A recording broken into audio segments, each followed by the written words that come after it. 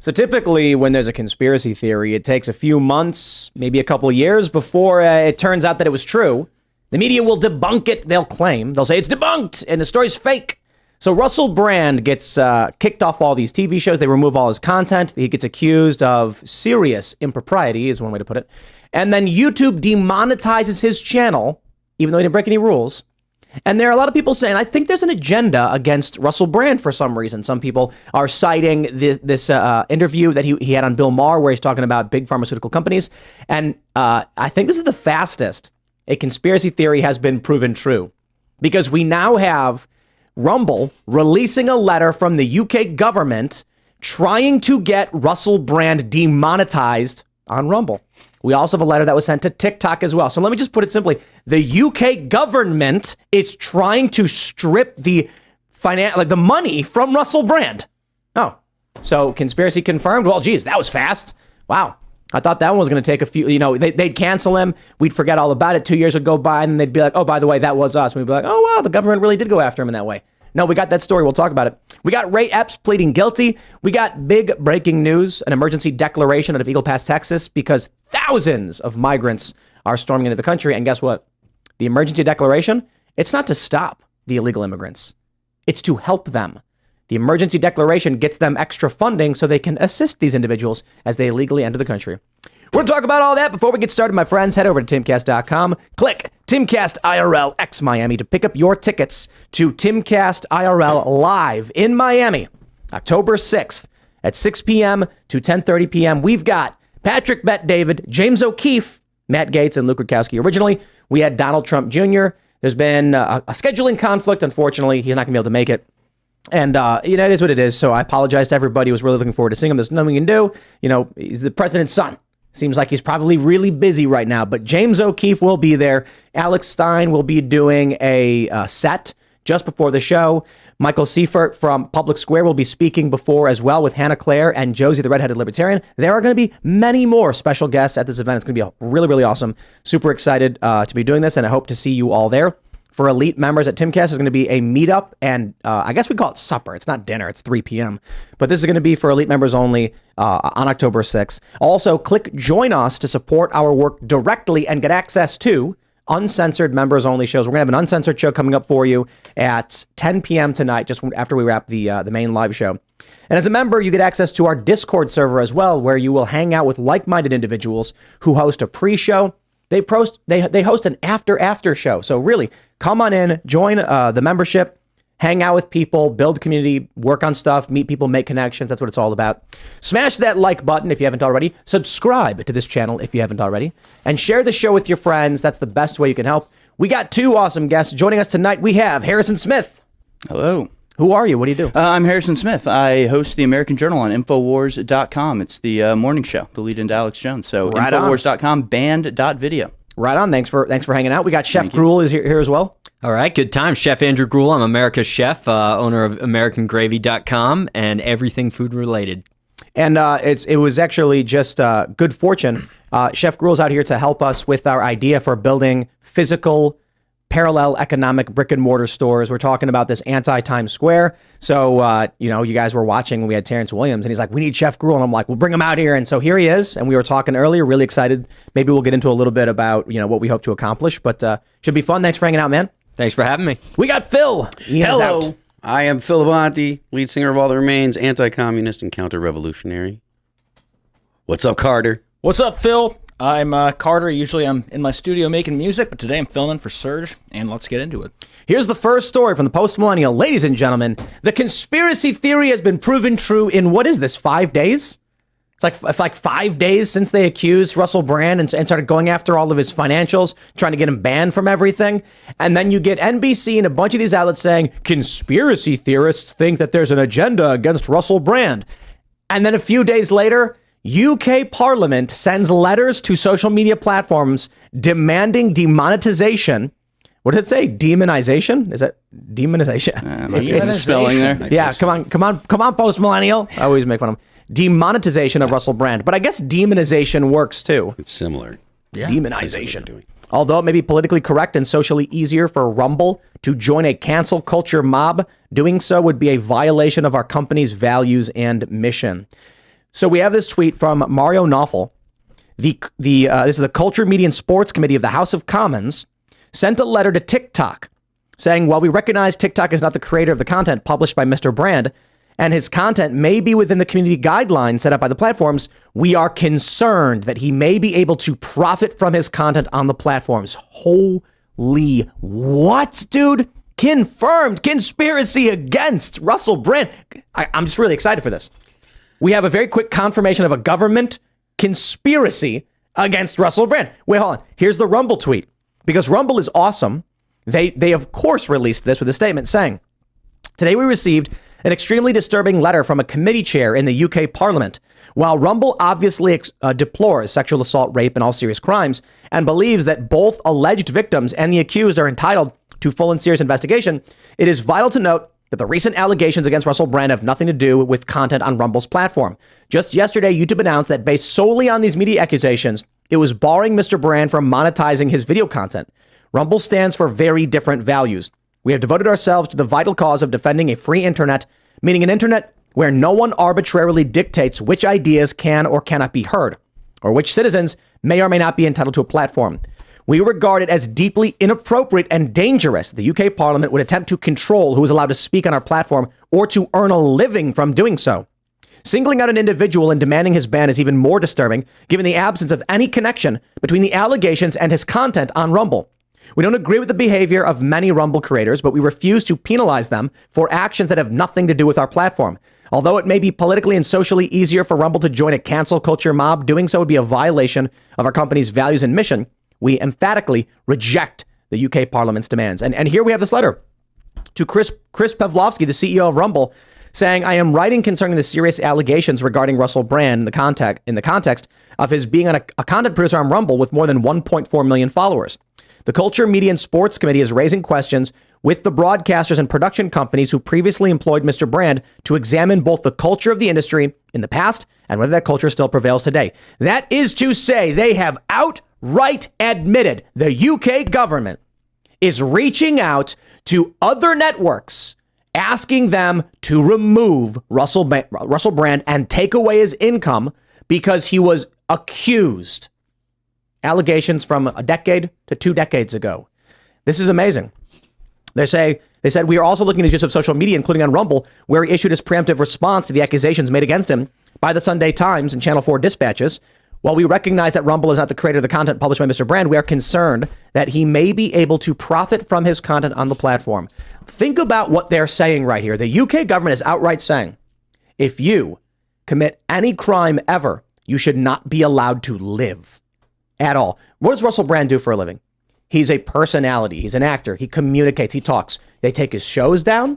They try to take his podcast down. YouTube actually demonetizes his show. They're basically saying he should not be allowed to make a living anymore for any reason, even though he's never been convicted of a crime. Or I should say, I don't know if he's been convicted of any crime, but in this instance, he's only been accused.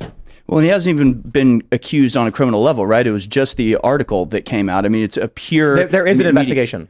Oh, is it what? Well, but because of the article, right? Right. So, and it seems like, especially with things like YouTube, it seems like that. I mean, we're in the age of the open conspiracy essentially at this point, where YouTube is sitting there going, "Man, we really wish we could kick Russell Brand off, but we can't just do it outright. If only somebody came out with an article, nudge, nudge, hint, hint." And so they're just working in this almost reciprocal way. And I mean, you know, Rumble says we're fighting for free speech on the internet. That age is rapidly ending. We have the EU Digital Services Act. The UK Parliament just passed the the Online Safety Bill, which ironically, when it was in draft form, was presided over by the same woman that sent this letter, Caroline Denijaj, or whatever her name is. So yeah, it's coming to an end pretty rapidly. This whole free speech thing we've been enjoying so long. Well, I mean, this is the UK. I think we are actually. We have to remain steadfast, but I think we're doing a really good job in the U.S. as it pertains to the boycotts and the boycotts. The fact that Rumble exists shows that we have started to push back and we're gaining ground. Russell Brand, they can't take away his money because Rumble said no. Everyone else bends the knee, but I love the precedent set by YouTube. So what? Now all anyone has to do to terminate someone's account is just accuse them or have someone accuse them? I mean, this is all awful, sufficiently horrifying for me to be like, all right, we need to completely isolate social media from governments. This is something that we've been aware of, or the Twitter files have shown that there are governments interested in accessing the power and influence that comes from social media. To think that, other governments aren't doing it with, just because the U.S. has been exposed and there's supposed to be efforts being undertaken to prevent it, doesn't mean that other countries aren't going to try to apply the same pressure. And it's for essentially the same things. They're looking to end the liberty to speak your mind and say things that are controversial. You've got that Jacinda, I forget what her last name is, the Prime Minister of New Zealand, specifically coming out and saying things that 15 years ago, if you said publicly, you'd have gotten excoriated for. You would have been thrown right into the bin with Stalin, Hitler, and all the other authoritarians, Pol Pot, whatever, all of them. And now it's looked at as something that people have become so numb to the efforts at limiting what you're allowed to say and what you can't say, that these kinds of behaviors from governments, only the alternative media seems to take issue with it. And it's a big problem. And obviously we're all pretty much here in agreement. And I'm thankful that Rumble did what they did.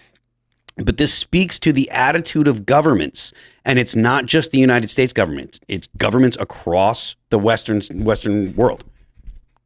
Yeah, I don't think social media. I don't think this is an imposition on social media. I think social media is happy to go along with it, and actually happy to have the excuse to ban the people that they wanted to ban in the first place. I agree 100%. And the reason there are people that are out there that are going to say, "Oh, it's because of money." It's not because of money. It's because of access.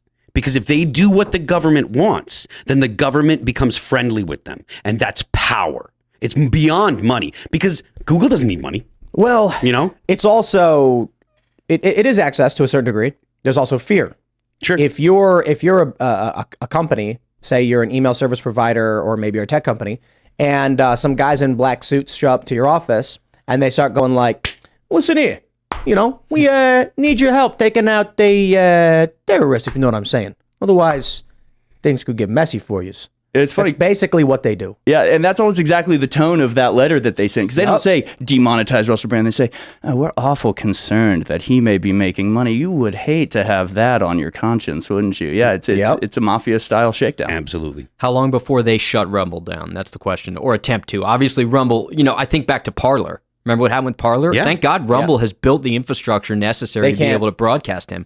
How long before they attempt in some capacity? Because now it's Rumble and perhaps Twitter against the government. I don't want to make the joke that I need to make, so I just can't. I can't. But let's just say that there are a series of attempts to assassinate the characters of key individuals who are playing vital roles, and it seems like their only strategy. With now Tim Ballard is being accused. It's like, here's a guy who's married and has 9 kids, and they're like, we'll accuse him too. And it's just like, oh, come on. Like, Russell Brand, you have people being like, well, he was a promiscuous guy. I mean, man, this could be true. I hope it's not. And then you have people, they're accusing Tim Ballard, and it's like, oh, come on. Yeah. Like, the dude who's halfway around the world hunting down child traffickers had time to go and get out of here with this stuff. It's ridiculous. But then you got Howard Stern out there saying the most outlandish things, and he can't get canceled. And he even said today, it was the headline, "I am woke." Yeah. I am woke. I mean, he literally he might as well have said, "Please don't cancel me. I will lay down and I will kiss the boot. I will put the whole soul right in my mouth." It is embarrassing, but when you have the history that Howard Stern does, you're left with few options, because all it takes is someone getting their hair across their ass, and they're going to come after you, and you have just more evidence than you could ever possibly deflect from. Here's the best thing about Rumble. Rumble has a payment processor. They have their own servers. Yep. They have their own hosting. They are building out everything they need so that they cannot remove them. Now, what they did with Parler was a coordinated blocking of it from a bunch of different app stores. These tactics aren't working.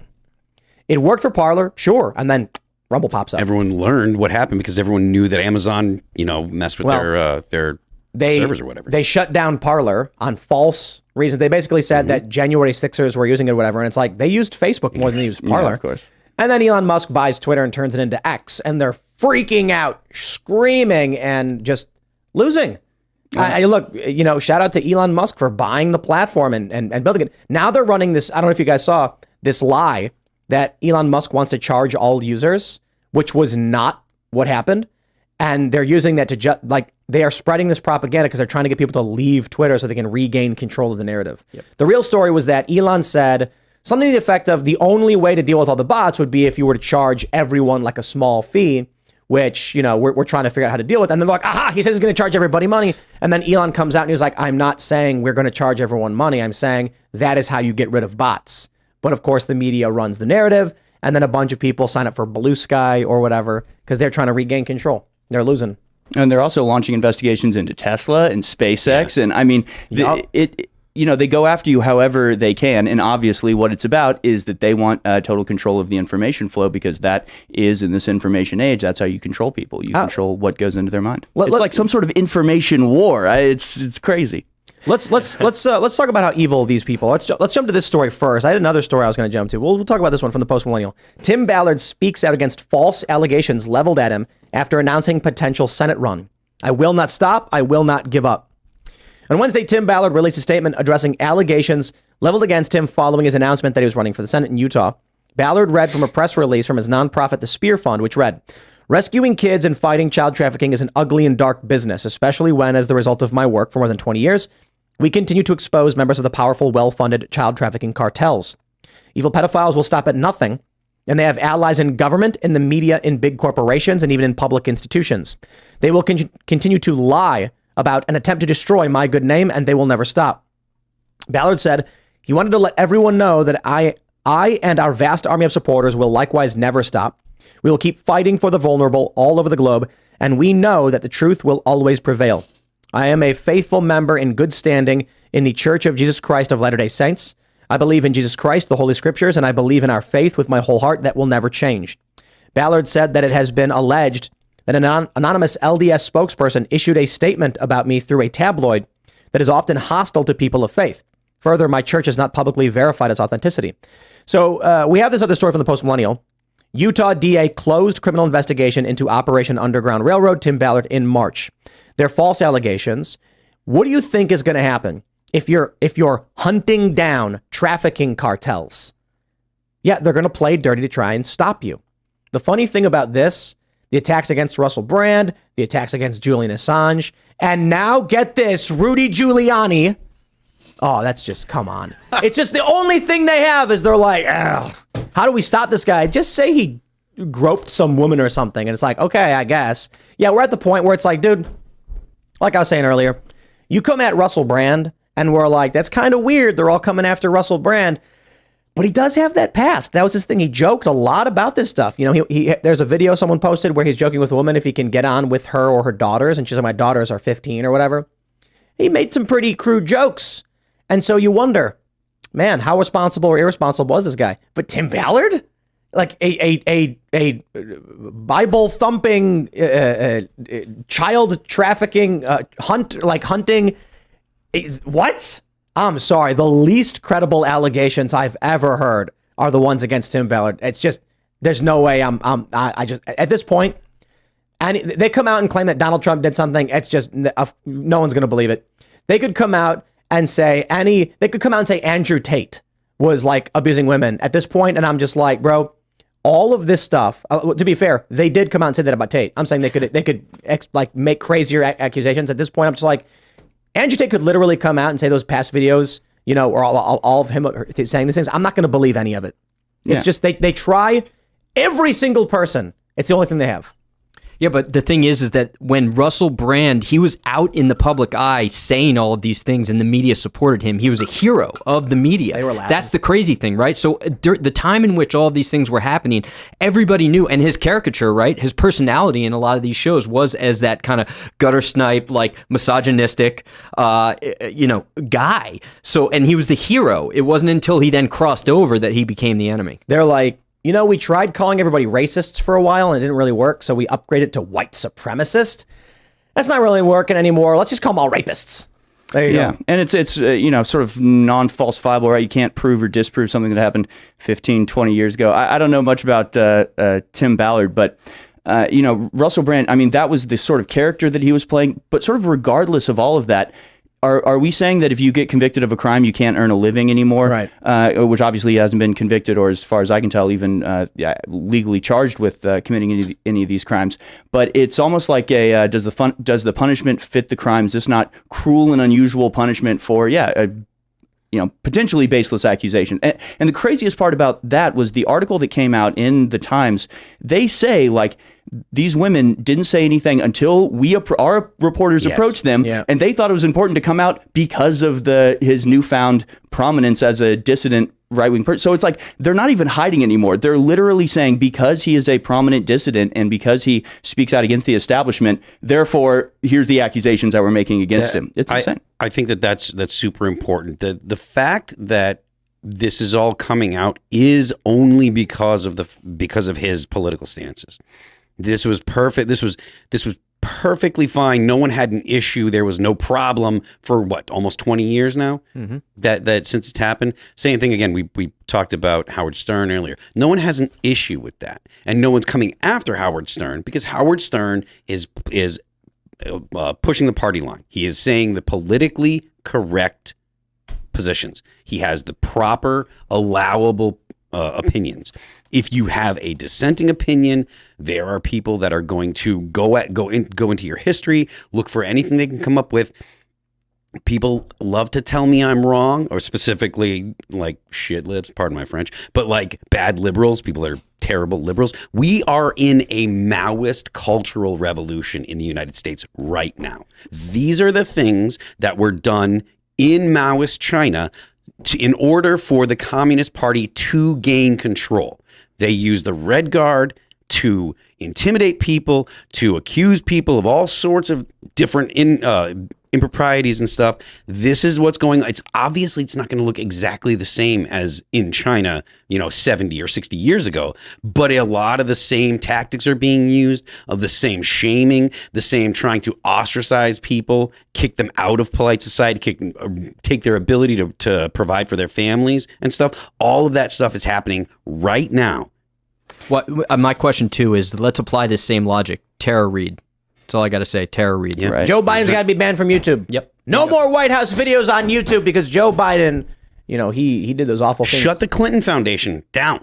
Shut it down. Yeah. That would only be Bill fair. Clinton can't take a dime from anybody. No, but that's what it is, and it's the Great Reset, and it's the stakeholder capitalism is what it is, where they have companies. I mean, we said the Great Reset. It should be called like something like the Great Consolidation or the Great Coagulation, right? Yeah. It's companies and government acting seemingly independently, but in perfect coordination with one another to carry these things out. So, I mean, this is it's a cultural revolution, but it's worldwide, and it's being orchestrated from a central power, but also like we really are in this phase where they all just sort of know, and there doesn't necessarily have to be some sort of conspiracy behind the scenes where they're secretly communicating with one another. They all just sort of know. I mean, in the old days, you'd have like a false flag attack. You'd have to control the media, and you'd have to have the police on your side and certain people in key positions. Now they just sort of do it, and the media knows, okay, here's the narrative that I'm going along with, and don't investigate it too much, or else you might find out how fake it is. It's because it's an ideology. You don't have to have you can have Christians from different parts of the world that have never met each other, and they're still going to be able to tell you how Christianity works. You can have Muslims from different parts of the world that have never met each other. They're still going to be able to tell you how Islam works. It's the same thing with this type of mentality. It's an ideology. Yeah. And so it doesn't matter if the people are read into the newest cutting edge stuff. In fact, sometimes they make errors, like when Wimixon was a bad one, but when Kajenti Brown Jackson was when she was having her hearing and she said, "I'm not a biologist," like that was the wrong answer. Yeah, it's not because she was saying gender was biology. Exactly. It should have been I forget. I'm not a gender theorist. Yeah, it should have been gender theorist. That would have been the correct one. She actually made an error according to the theory. But like Tim said, she should have said she's a gender theorist to be able to explain that. But you don't have to know the cutting edge because they'll cover for you if you make an error. It doesn't matter. You have the right politics. You're going for the right side. So we'll go ahead and we'll brush the misstep under the rug. And simply put, if you are living your life living your career of hunting down trafficking cartels, the easiest and most obviously way to stop you is to accuse you, is to try and do something like this. Bunk allegations. But it's I mean, look, how long until Oliver Anthony gets falsely accused? TikTok. Good question. I mean, he's trying real hard not to be super political, despite the fact that his songs are very political and anti-establishment, which is anti-left inherently. It's only a matter of time, I guess. And you know, the real issue is what they don't want you to do is have your own platform to be able to defend yourself. I mean, it's the same thing they did with Alex Jones, right? They accuse him of things and then remove him from social media so he can't actually argue back. So the only narrative that's allowed to be proliferated is their narrative. So they want and the way that specifically like the Online Safety Act in the UK, they want the companies and the platforms themselves to preemptively take action on content that's posted. So the way it is now, if the government issues a request and then retroactively you go in and remove it, they want the companies to actually take that burden on and remove posts themselves preemptively before the government has to get involved. So that's where the stakeholder capitalism comes in, where the corporations are actually taking on that burden. And if they don't, then the corporations are the ones being punished by the government. So they want to create a situation where they can make accusations and the accused has no ability to respond in a mainstream fashion. Let's talk about Howard Stern.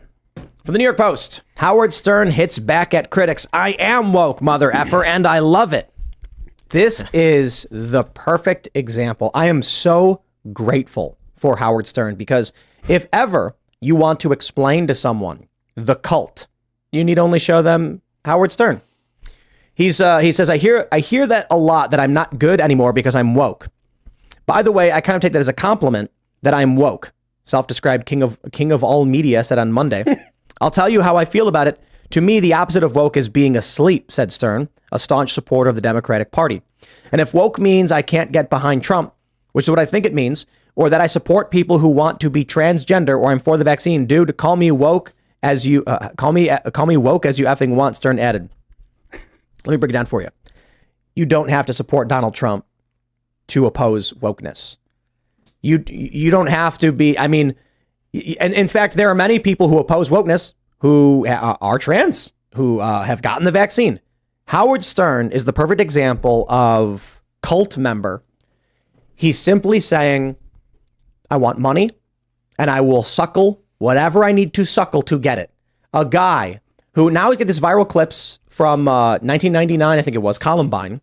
Yeah. Where he was saying, I can't even repeat what he said. Yeah. I'll try and keep it as family friendly as possible. Howard Stern advocated for the Columbine perpetrators to have their way with their victims and questioned why they wouldn't do it. This guy is as despicable as you can possibly imagine. And he's always been. So this is the funny thing. Right now, we're looking at everything he's saying and being like, what a spineless piece. This is his bit. He always sides with evil. That's his thing. Well, I mean, but, you know, he started off as being the free speech warrior. I mean, I hate to think that we're giving Howard Stern what he wants right now, because all he wants is relevance. He's not really relevant anymore. So this is his sort of desperate grasp at being relevant, which, you know, really he's a drowning man, and now he's reaching up to pull woke down with him, which good riddance, because who wants to be associated with someone like him? I think he actually explains what woke is perfectly there. He's like, if you're for the vaccine, if you're for doing whatever the powers tell you, then that's what I am. It's yeah, we know, dude. We know. If that's what he was to have said, but he's not. I mean, wokeness is being a part of the cult. You can have reasonable disagreements on being for or against certain gender ideology things or the vaccine. There are a lot of intelligent people who are not woke who have real conversations about this. Howard Stern is basically just saying, don't know, don't care. Whatever they tell me to say, I'll say. Please give me more money. Yeah. And I mean, the Columbine thing is what everybody's talking about right now. You can go on YouTube. You can watch old Howard Stern shows from the 90s. I'm not a like prudish person at all, but some of the things they were saying back then, like, you know, make me go, oh boy, I can't believe they said that back then. The Columbine thing. Yeah, that's really bad. But in terms of like racist and sex, I mean, he was pretty far out there. I mean, if you can find hours of Howard Stern saying things that would get him canceled in an instant. He's got a whole movie about it, Private Parts, right? Right. Mm-hmm. If for some reason Howard Stern hit his head and woke up a new person tomorrow and he turned on this wokeness, he would be the next target. His show would be canceled overnight. Yep. And so he's sitting in his studio, and I'm willing to bet someone came to him and said, "Hey man, don't fly too close to the sun. Keep it here. You know, here's what we want and expect." And he was like, "You got it, boss."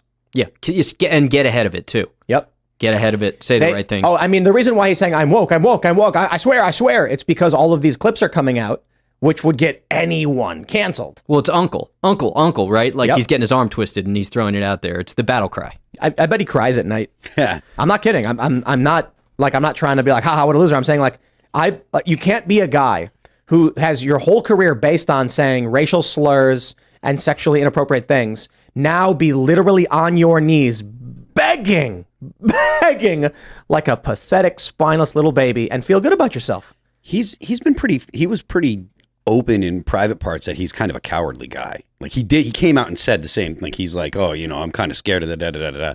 And I mean, that just kind of shows here. Like he doesn't have the courage to stand up and look at the powers that be in the face and say, no, I'm not going to just kiss the boot, you know? He says, I want to be awake. I want to read legitimate news sources. Stern also alluded to claims made by Trump and his supporters that President Biden's victory was fraudulent. Here's how woke I am. I believe the election was not rigged. I am woke. I think that's a compliment, he said. It's really weird that he goes through a list of all of these things saying, please, I'm saying the things I was told to say. I'm just imagining Howard Stern on his knees crying as these like woke 20-something-year-old fat blue-haired women are like, say it or we'll get you fired because we can email 3 people. And then he's just like, please. Wow. I just, look, man, I could not understand doing that. I talked about this before. When I was little, I'm like watching these historical lessons or whatever in school, or they play cartoons. They tell stories about someone would get captured and they would say, renounce your faith, otherwise we'll kill you. And they'd be like, I will never do it. And then I'd be like, why not just lie? Like, seriously, just say it. And then now I wouldn't say I would completely ever agree. I do think there's some value in just trying to escape people who are attacking you and being smart about it. But now I get it to a certain degree. Howard Stern is the kind of guy that would immediately fall to his knees and offer to, like if a guy broke into his house, he'd just be like, I will let you do anything to my body. I swear to God, just whatever you say, man, you can have anything, including me. That's the kind of guy that he is. Whereas, like, I'm sure most people listening to this show, me and many of the people in this room, would not purport to be tough guys who are going to win a fight, but would probably try to protect our homes to whatever degree we could. Whereas Howard Stern would just drop to his knees and be like, tell me what to do and I'll do it. Well, hasn't he? I mean, has he left his house yet? I'm pretty sure he like went into his basement when COVID first started and like didn't leave until like maybe a couple months ago. It's Stern? It's like, oh yeah, that's what I heard. Oh no, it's like pathetic. I mean, literally a couple months ago, there was a clip going around of him like getting mad at his wife for like going out. Do you know what I'm talking about? No, yeah, I've seen that again. Yeah. He's a hypochondriac. I mean, he is like still living in the heart of COVID. He eats crustless sandwiches because he thinks there's bacteria on the crust. Could you imagine, like, take this article and bring it back in time to you know, the 90s when Howard Stern is like this shock jock that everyone's talking about, like, wow, he's so crazy, and then be like, nah, that's who he really is. It's so embarrassing. Mm-hmm. You know, it's kind of crazy because legacy matters. What are you alive for? You're alive to leave something behind for your family, for your friends, for your kids, to have a positive impact that makes humanity better. Jeez. Well, I mean, this is Rage Against the Machine forcing people to get vaccinated before they go to their shows, right? Rage on behalf of the machine. Yeah. And I mean, on behalf of, you know, it all goes back to a spiritual battle, and that's what I get from all of what we've just seen Howard Stern say is just this like deep-seated, really thorough spiritual cowardice where he's just like, I just believe whatever they tell me. I believe whatever they tell me. I have no beliefs higher than the humans around me who order me around. If Howard Stern was sitting in a park eating a ham sandwich and having a milkshake, and a bunch of Trump supporters walked up to him and they're like, hey, Howard, we want to have a word with you. He'd go, I love Trump. You know, I actually love him. I've loved him the whole time. I mean, the show is a show. It's not real. Like, you guys know, I've always been that guy. He will say anything. I'm saying, like, You could a guy in a MAGA hat could walk up to him and be like, hey, Howard, nice to meet you. And he'll immediately be the kind of guy who's like, oh, you know, Trump's actually really good. I really like him. And the things on the show aren't real. Just I'll say whatever I need to say. Spineless. Cowardice. Seems like Sad. But this is so many people. It's not just Howard Stern. Right. There are so many people right now, and I'm sure the people listening know people like this, that you know, like I'll put it this way. Everybody's got that friend, more than one maybe, or family member, who you know has said something bad or done something offensive. And all of a sudden now they're acting hoity-toity, acting like, you know, oh, everyone's got to fall in line. Why? They're scared it'll come for them. I was talking to some people from Vice, and I was telling them about this. I was like, dude, back when we were working there, like the articles that they were writing, the stuff that was getting all the traffic and hitting, like they won't do any of that stuff. And they're like, well, we can't do that anymore. And I'm like, says who? Who says you can't write the articles that people actually want to read? Hey, guess what? Vice is bankrupt. Congratulations, everybody. You had a choice to march in lockstep with losers like Howard Stern and then lose all your money. And that's what you chose. That's really amazing. I really do wonder. I'd love to have a conversation with Shane Smith. Haven't talked to the guy in a decade. I really wonder about how he let them take his creation, the CNN of the street, the multi-billion-dollar corporation, grind it into a paste, and then crap it onto the floor. That's it. I mean, look, when Vice was growing and expanding, it was a big threat to these corporations. They all wanted a piece because they didn't want to get left behind. What did they do instead? Infiltrate, destroy, and it's gone. Yeah, I don't know if they did that on purpose or if it's just like an inevitable consequence of being their form of woke or whatever you want to call it. Well, for Vice, it was because they had a series of allegations against. So this is what I'm going to be very careful. I was told this is true, by people who were high up and had been at the company for a very long time, that there were a series of accusations made against prominent employees. Some of this is widely reported. Just Google search it. You can read it. And the investors came in and said, the only way to deal with these accusations and to not lose our deals, our contracts, our sponsors, and violent morality clauses is to become feminist. Embrace the feminism, become a champion of the activism, and push back on misogyny. And now you are protecting yourself. And they went, you got it, boss. And then just spiraled into obscurity. And wasn't the main investor George Soros or a Soros-controlled organization? No. Vice first got their big money from, I think it might have been Fox. No, that's not fair. When they came, I used to know. It's been so long. Yeah, I thought it was Disney and that was way later. Okay. It was Disney, and that was actually through A&E that Disney got involved. I think it was like A&E was Hearst. And is there some kind of Canadian grant or something like way back? That's super way back, super early days when it was called Voice of Montreal. They came to the U.S. They got a little bit of money. I can't remember where it came from. But they had big investment from Rupert Murdoch. That was first, and that's it's Fox Corporation, right? That was, I think, $70 million. They had, I believe, they had investment from WPP, which is basic. Like, people really need to look at what WPP is and start researching that stuff. There's like one company that owns a piece of all of these different media properties, and then later on they brought in, I think it was A&E, which basically brought them money from Disney, and I think it's been a long time. But I'll just keep it simple. Everybody knows Vice. And there was a point where I'm sure most people watching, they're in college or they're getting out of college and they're watching those Vice documentaries, and they were awesome. They were super cool, yeah. And then all of a sudden, somehow, what happened? I can give you an example. When I started working for Vice, one of the as part of my negotiation was I flat out said to the executives, I do live streaming and social media stuff. What I don't do is documentary stuff. I need that because in between big breaking news, what content is Tim Pool releasing? Like, what am I covering? What stories am I doing? It's not always big breaking stories. So here's what we'll do. I will cover the big breaking news, live stream it to the millions of views. And then in the meantime, we will produce mini documentaries around these stories. So we'll put it this way. If I go out and I cover, say, like Gezi Park in Turkey, we can do two things. We can film a mini doc about it, and we can live stream it. 2 birds with 1 stone. And then you guys are helping me where I need help. And they were like, that's a brilliant idea, Tim. Welcome aboard. You're awesome. And I was the first person hired for Vice News. And then what ends up happening is one day, one of the producers comes up to me and he's like, look, man, I know you really want to do some of these documentaries and stuff, but and this was specifically HBO. There's a lot more nuance to it. Essentially, The original idea for Vice News was whatever HBO wouldn't pick up, they would run on a different channel. And he said, the thing is, HBO doesn't want white men. We got to get more, people of color and women. And I was like, I'm mixed race. And they were like, yeah, that doesn't matter. You look white. So, and I'm like, and that's the game they play. So here I am, I'm hired. And then I got pissed and I went to them and I said, here's our arrangement. Here's what you promised. And they're like, we know. They gave me more money. And then eventually I was like, I'm out. Like, if you're going to tell me that I can't host things because of my race, and literally they did. And I'll also say this too. Some other producers were very polite to me and basically said, without being mean, I wasn't that good at it. And that's totally fine. I had one guy be like, you got to figure this stuff out, man. Okay. And I'm like, sure. And then another guy was like, the reality is we can edit this stuff. We can make it however it needs to be made and we can direct you. HBO doesn't want white people.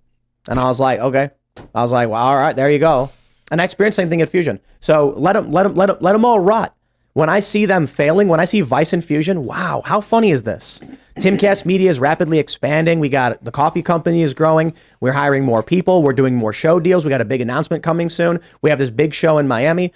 All of the success that we've had, watching behind us as all of these people chose to burn down what they were building because they would rather bend the knee like Howard Stern. What a spineless, pathetic loser. And that's what happens, right? When you take big investments, when you welcome these people on, you give them the power to destroy you or the power to control you. It's so funny because things like Timcast or InfoWars, it's like when you actually just rely on your audience and you give your audience what they want, and then they support you for it, you can actually expand and do amazing things. But as soon as the corporations or the investors come in and start ordering you around and making decisions that are not focused on what the audience wants, it all starts to fall apart.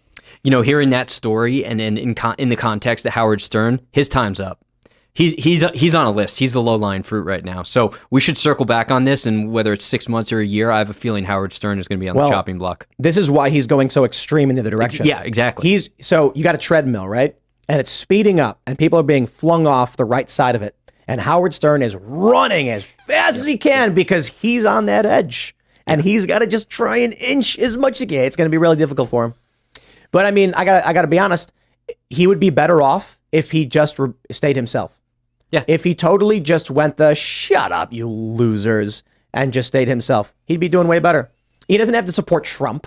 He doesn't have to hate vaccines. He just needs to stop being a whiny little loser who's like just bending the knee and doing whatever he's told. But whatever, man. Hey, he can do it. He can do whatever he wants. I wonder if he has any respect from anyone. I'll add this. He's saying whatever he thinks boomers want to hear. That's it. That's where he's at. He doesn't care what we think. I'm half his age. How old is the guy? 70 or something? He didn't care. Pretty old. Yeah, he is. Yeah. So he's not trying to impress me. He's trying to impress other boomers. And that's the reality of how generations work. Like, we don't do this show specifically targeting 19-year-olds. We don't do like that. Like, some companies do that weird stuff where they try and pander, like, hello, fellow kids, like we just be ourselves. That's what we do. We be ourselves.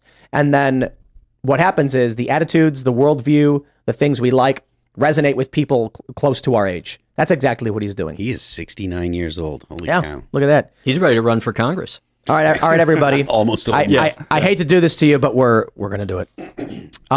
I want to start this segment by apologizing to all of you for putting this image in your head. But it is breaking news, and I believe this shows the depravity and the evil of the people who are in opposition, or I should say are establishment, uniparty, and woke. From CNN, former Trump aide Cassidy Hutchinson claims Rudy Giuliani groped her on day of attack on Capitol. Wow. Such a shocking story to come out a day before her book release. Is that right? Yeah, it's a day or two, something. I don't know the exact timing, but yep. Wow. Oh, so she accused Rudy Giuliani of groping her. That's coming out in her book. So congratulations, PR company. You hit the nail on the head with the hammer. You people are evil. I have a problem, or I've always had a problem with people falsely using racism as an excuse for everything. And my problem was that racism is a useful term and it's a real thing. And it's something that honestly, I think we should frown upon. Like, you should not judge people based on the color of their skin. You shouldn't prejudge people. You should judge people by the way they behave, by their actions towards you. Like, that's something that we should hope that we do in our society. And the way that the left has used racism as a tactic as opposed to a description, they've used it to say, okay, this is why you should hate this person. This is why you should disregard what this person said. And they've made it so, first of all, people have become somewhat numb to the word racism. If you get called a racist nowadays, people are kind of like, are they really saying that I'm racist, or are they just calling me a name because they don't like me? So that's a bad thing because it's useful. And second of all, it covers for actual racists. It gives them a way to hide. It gives them a way to kind of, stealth around. And if that's happening with other things like sexual assault, you don't want people in your society to say, I don't believe her. Like, that's always been an argument against false accusations. And the more this is used as a tactic, the more real people that were really sexually assaulted are going to have problems convincing people that they were hurt. And this is horrible. This is going to hurt real women, real live people that are going to actually have to deal with the fact that they get sexually assaulted. And then more people are going to doubt what they say, and it's only going to make it harder. This is all bad for us. All bad. There's no winners. So it's a Giuliani political advisor, Ted Goodman, in a statement called Hutchinson's claims a disgusting lie. Quote, "It's fair to ask Cassidy Hutchinson why she is just now coming out with these allegations from 2.5 years ago as part of the marketing campaign for her upcoming book release. This is a disgusting lie against Mayor Rudy Giuliani, a man whose distinguished career in public service includes taking down the mafia, cleaning up New York City, and comforting the nation following September 11th. I'm not going to read, whatever she's claiming, but I think this one right here shows they jumped the shark. I'm sorry, dude. When this crackpot woman who's full of crap comes out and accuses Rudy Giuliani, and it's funny that what's happening, Rudy Giuliani, Russell Brand, and Tim Ballard all at the exact same time.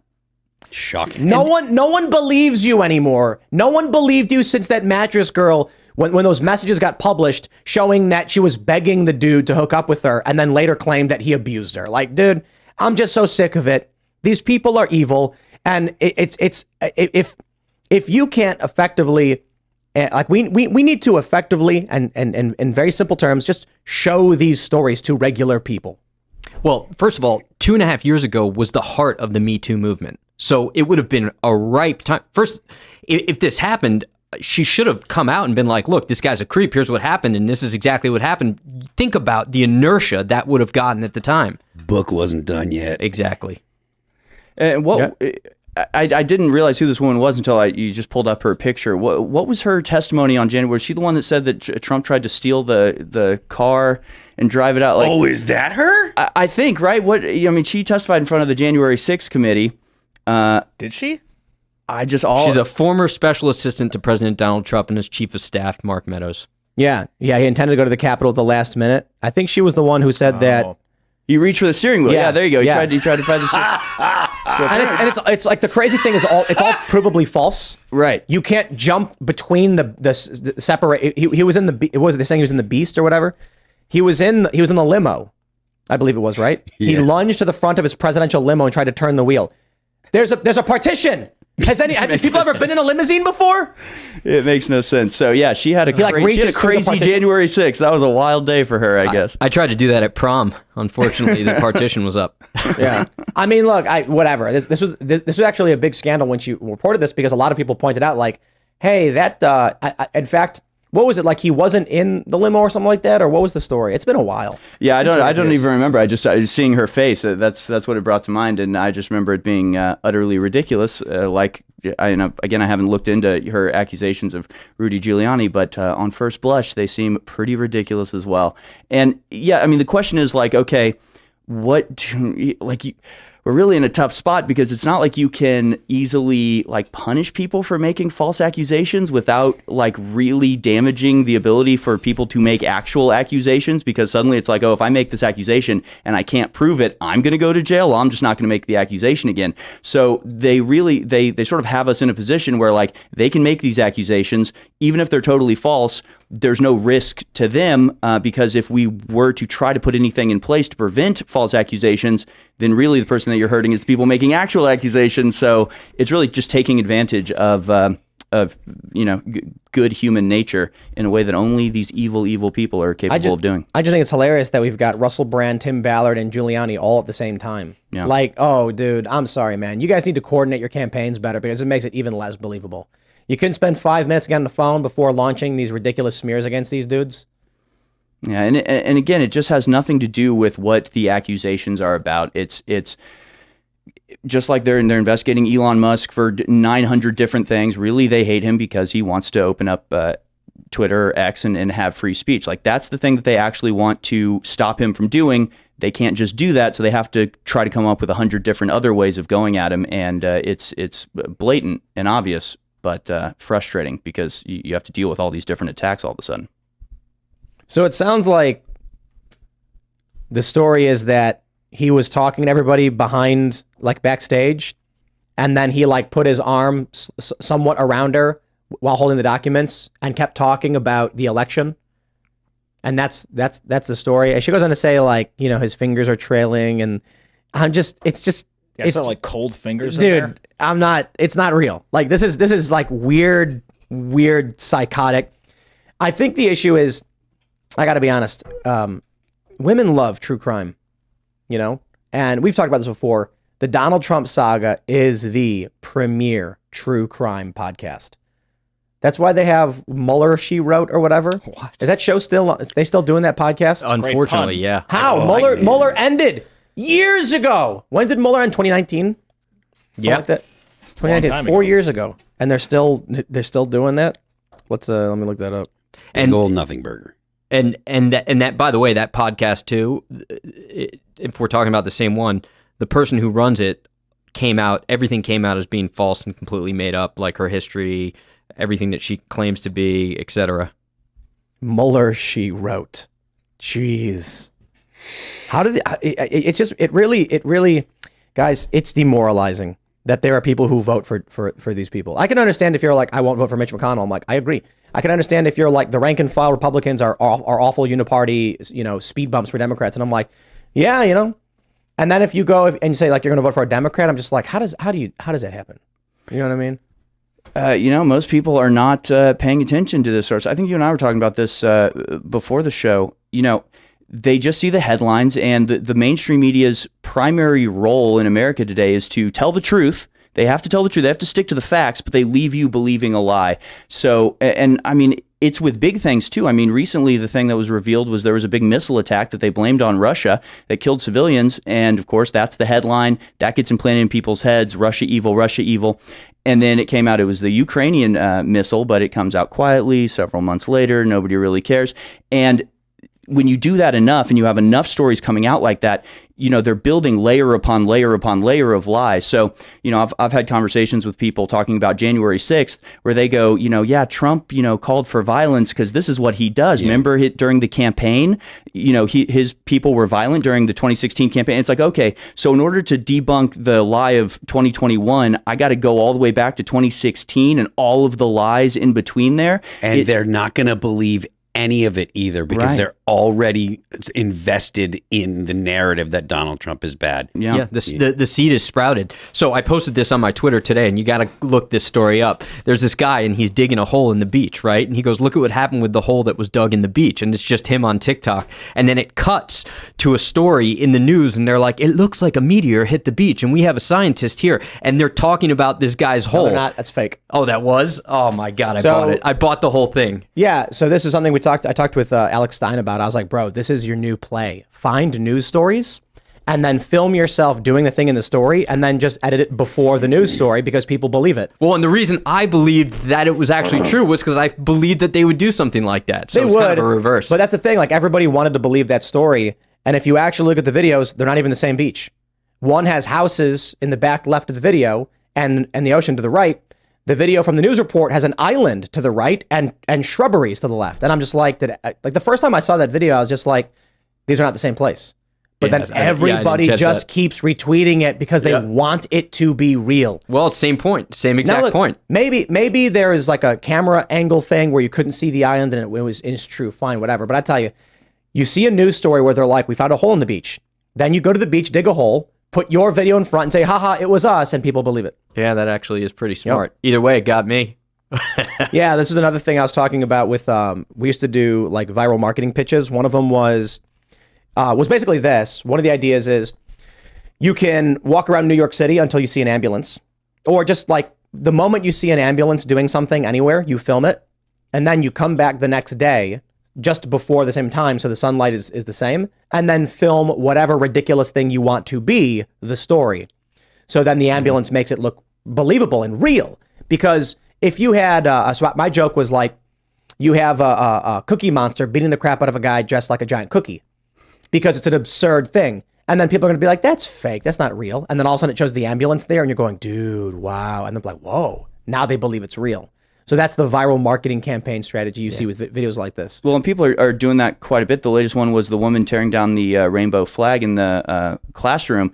And it just is, I mean, to me, it's obviously fake from the outset. It's like you've got like 30-year-old people pretending to be high school kids. Or, you know, and I think maybe it's the same company or a different one that does the, you know, viral encounters on a plane. And it's like, that is not a real plane. The full video shows a scenario, and then the people say, thanks for watching our video. Right. What do you think about this scenario that we proposed today? Leave a comment below. And it's like, their clips are obviously fake when they present them, but then other people take them, snip them out of context, and then try and pass them off, and people buy it, people believe it.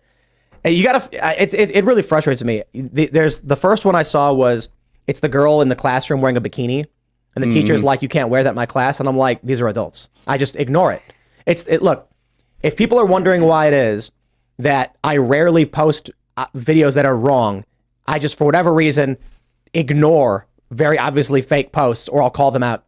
When the Covington kids things happened, my first thought was, I get all these people hitting me up being like, you got to look at what these kids did. And I'm like, what did they do? And like, here's the video. And I look at it and I'm like, I don't understand. And they're like, look what the kid's doing. I'm like, what's he doing? Like, he got in the face of that Native American guy. And I was like, it's just a video of two people standing next to each other, bro. I don't know what you're talking about. So when I watch the full video, other way around. But people want things to be true. Yeah. So they just believe it. So when these videos come out where you've got these actors staging a high school room and there's a carpet, that's the first thing I notice. I'm like, there's no carpet in a high school classroom. These people are believing this stuff. And then it turns out they're just comedians. They're actors putting on fake bits. It's like everybody wants to believe that a mother tore down a pride flag in a classroom. And I'm like, they're in an office building. Look at the drop ceiling. Yeah, it makes no sense. There's a drop ceiling and a carpet. That's not a high school. People want to believe it. But the desire to believe is also emblematic of a lot of these stories. And what we were just talking about is that when one story comes out and it's thought of as the truth for even 5 minutes or just one news cycle, that's it. There's never kind of like a retroactive re-examination of the story. And that's ultimately, you know, everything related to Trump. I think people really do not understand what AI is going to do in 2024. Boy. Yep. I think you're entirely correct. Let me give you a scenario.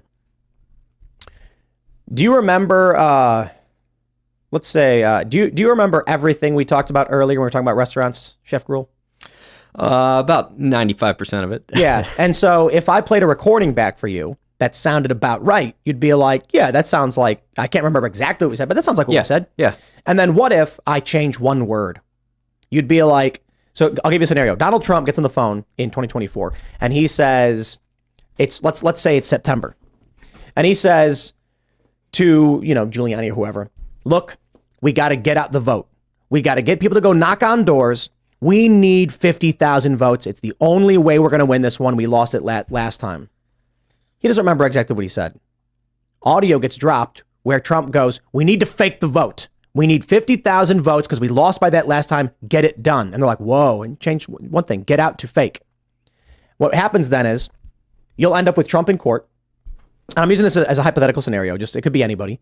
And they'll say, did you speak with Giuliani, your legal advisor, on or around September 5th in the afternoon? I don't recall. I might have. Okay, well, I have the call logs here. This is your these are your call logs. Yes. Okay, I believe so. Okay, yeah, the phone company confirms. I'm going to play for you some recordings that we've gotten that were given to us, and then the recording will say Donald Trump being like, "Hey, Rudy, it's really good to hear from you. We got big plans. We're working on great stuff." And then he's gonna be like, "Is this you?" He's like, "Sounds like me. Yes." And do you remember having this conversation? Yes, I do remember this conversation. Show clip 1. Sounds like you. Do you remember it? Yes. Show clip 2. Sounds like you. Do you remember it? Yes. Play clip 3. Sounds like you. Yes. You were talking about elections and the work you were doing. Yes, of course. And then play fake clip. This is where in the conversation that you've already agreed did happen, that you were part of, and these things were all true. In this clip, you tell Giuliani to fabricate votes.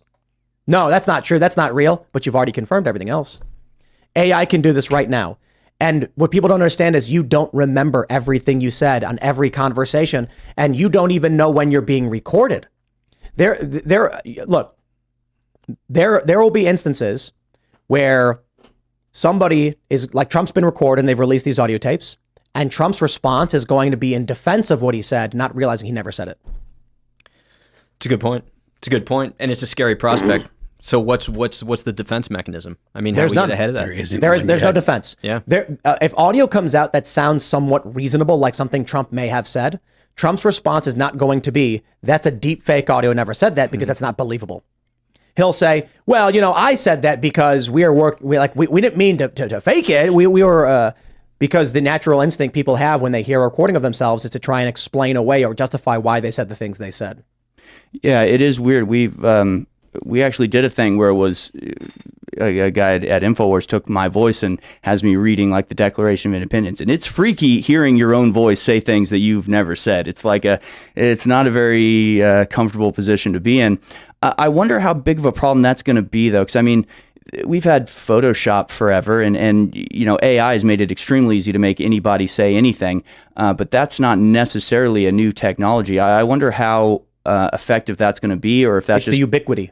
The fact that anyone can create an audio recording of any politician that sounds indistinguishable from the real thing. There's going to be, we've already seen it happen with James O'Keefe. They say a video went viral claiming to be James O'Keefe, alleging something, like we've uncovered this evidence, and it was a totally fabricated video. It was imperfect because these AIs are not that good yet, but some of them are good enough. And if you put enough work into it, you can nail the speech. So, for instance, 11 Labs is the website where you can take 30 seconds of anyone talking, upload it, and that's it. Now you can write anything you want, and you'll get anyone to say it. Just insert personality, and they'll say what you want them to say. However, the inflection can be off, timing can be off. You have to use clever tricks like using ellipses, commas, record one sentence, erase it, record another sentence. Sometimes the sentences aren't ended definitively. They end with an upward inflection, and then you're like, okay, that's weird. But if someone actually spent a week using this program and generating the voice, you would not be able to tell the difference.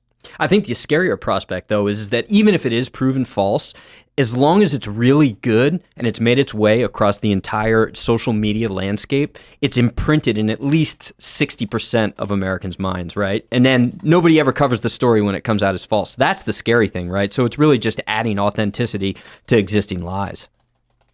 Here, let's try this. I just typed it out. Let's see what happens. Give it a second. This is Robot Jordan Peterson. All hail the Lobster King.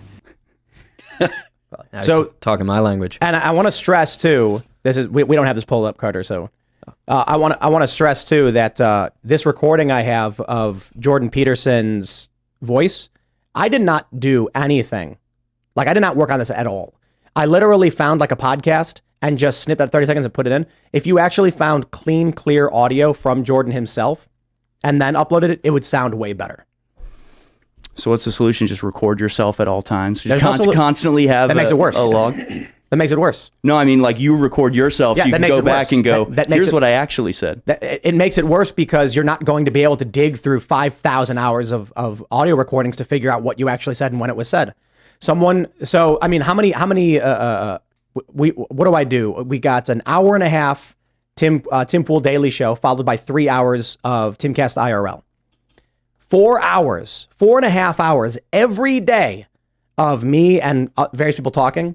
If someone pulled up a transcript, I'd be like, I don't even know what you're talking about. Yeah. Every day for 3 years? No. We try to collect footage when we're in the studio. We were just in doing drums a couple months back, and we, just started recording when we were there and left it running until it filled up, basically. And you do run into a problem where you've got so much material, you don't know where to look for stuff unless you actually start tagging stuff and saying, okay, mark this, mark this, mark this. That was funny or something. And it just becomes overwhelming. So there's no way you're going to be able to just like record the things that you say and say, yes, I did say this. No, I didn't say that.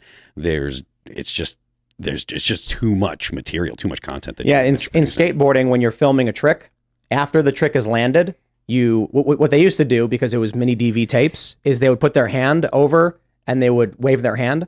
Then when you speed through the video to try and find out where the trick is, as soon as you see the hand wave in front of the camera, you knew to stop. It still kind of is that way because you're going to have 70 video files on your camera and you're going to be like, which one was the lander? And so you could either tag it in the camera or you can wave your hand and then you look and what do you see? All these clips and then one with a thumbnail of a hand in front of it. But there's no way you're going back through 300 clips throughout the day, 7 hours of recorded content for the past couple of days to try and figure out where someone landed a trick. It's just never going to happen. If I'm a hostile country, I'm going to use this to my advantage. Right? Oh, I mean, people don't even think about the war elements of that's this. what I'm saying. We're talking just like political foes. But now, I'm North Korea, China, any of these countries that we think are ultimately coming after us, and they are, I'm going to just completely manipulate everybody. I feel like the whole Russia probe and stuff that the Clinton campaign did to attack Donald Trump was already like laying the groundwork or demonstrating. I'm not so sure how much a foreign government is going to have a preference from one president to another. I mean, I assume just to create chaos, right? Yeah, that makes sense. But I do think that it's more of a honey trap or honeypot for a candidate to do something to an opposing candidate than for a foreign country. And now, I mean, Americans have probably never trusted the elections less. After the last election with the mail-in ballots and stuff like that, I think that a lot of Americans are like, I don't have a whole lot of faith in the country or faith in the election system at all. Let's jump to the story about the dystopian nightmare that we're about to embrace. And it's probably mean to say, I shouldn't say that. Neuralink, first in human clinical trials, is open for recruitment. And I want to soften this a little bit.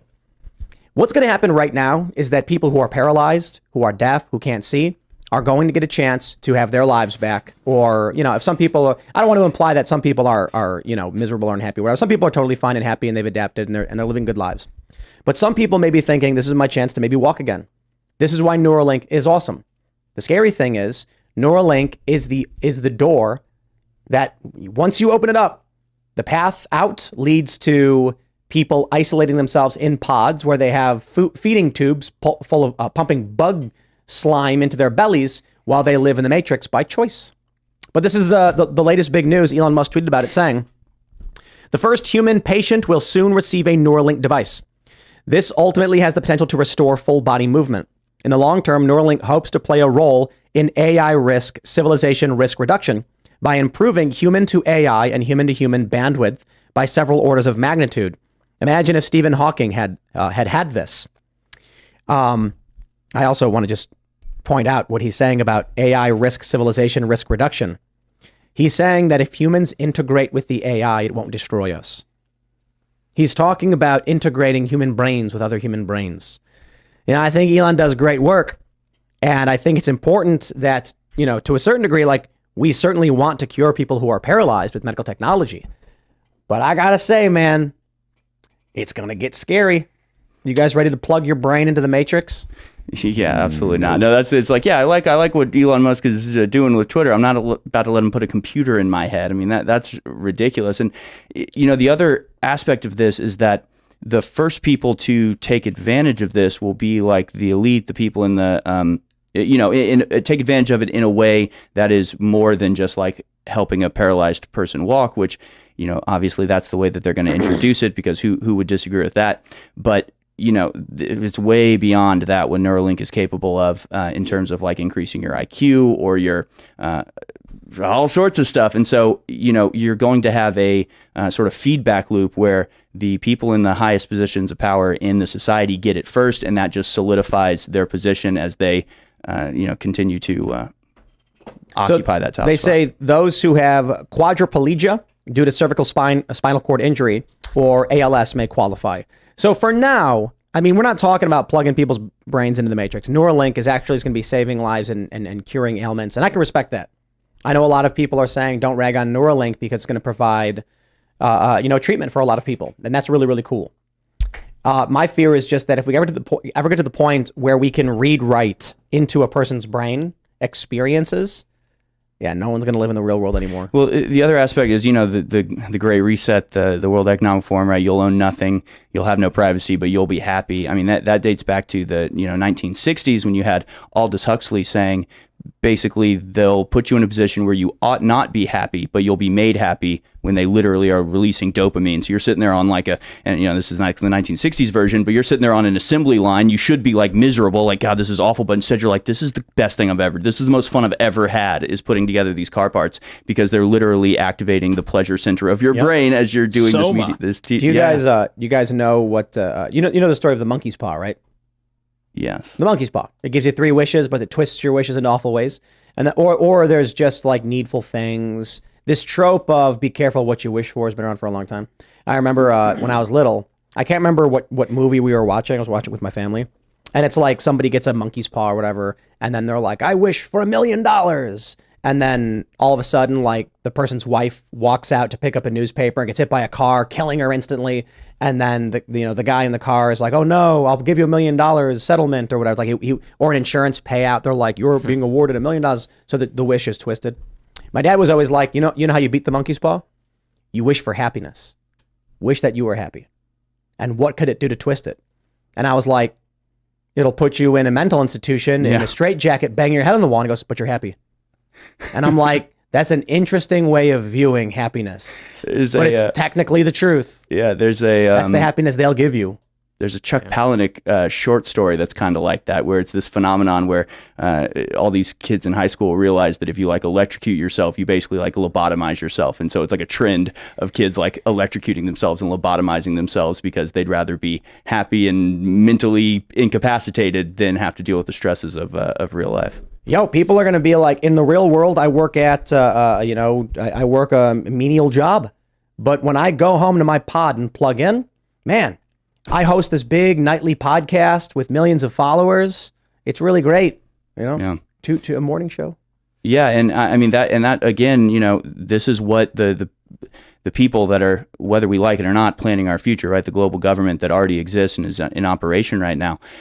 They, come out and say, they're like, once we have all these robotics, people are going to be useless. So we have to find something for them to do. We have to find something to occupy their time, which is exactly that. It's put you in a pod, connect you to the Neuralink, and suddenly you're happy and playing video games. But you guys wouldn't want to play video games in the Neuralink? No. I mean, do you play video games? Yeah. What's your favorite game? Baldur's Gate. You're playing Baldur's Gate right now? I'm not playing the third one. You're not playing third? No. Wait, what are you talking about? How are you playing Baldur's Gate? You're not playing the new one? I just played the one from 1995. Well, it's a really great game. You wouldn't want to actually be able to experience being in the world of Baldur's Gate and throwing fireballs at dragons and... people are gonna. Look. People say no. Not if that means I'm putting a USB port in the back of my head. I think it'll be wireless. Well, either way, I think, but I mean that is the danger. And I mean, we're already, even with the level of technology we have now, we're already experiencing this, where like so many, even like my friends, like they get their fulfillment in the facsimile of success through video games. Have you ever heard the phrase fully automated luxury communism? I have. That is the future that a lot of people want, and that is the future that a plugged-in Neuralink pod offers.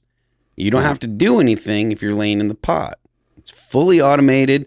Your serotonin and dopamine centers are stimulated for you, so you own nothing and you're happy, and you literally just exist in the pod. Here's a good one. A Samuel Brucker with a super chat saying, don't forget that Neuralink can be used as an interface for a super soldier super suit like Iron Man. That was literally the second Musk tweeted about what's it called. Then the next tweet that he had was a little clip from Luke Star Skywalker. Wars with Luke Yeah. Skywalker's hand. But you wonder how it is that Tony Stark pilots the Iron Man suit. Well, it's going to be human. It's going to be computer brain interface. Yeah. But I do think the moment everybody says no, everybody says they won't do it. Everybody said they wouldn't get a cell phone. So everybody's got a cell phone. And everyone's like, I don't want a government tracking device in my pocket. Now I have 3. Only old people will say no. Only people our age and older. Oh, I think a lot of people want this. Yeah. Like, I mean, we look at it through a critical lens, but I think that actually there's a significant portion of Americans who want to be lazy and they want to immediately reach this nirvana that is being sold to us. Our People future will- is Alita Battle Angel. People will sell experiences. Yeah. So like you're a chef. So what you do is, what you have to do is plug in the Neuralink, cook the fancy meal, film it, and then eat it. And it records what your brain is saying as you're eating this food.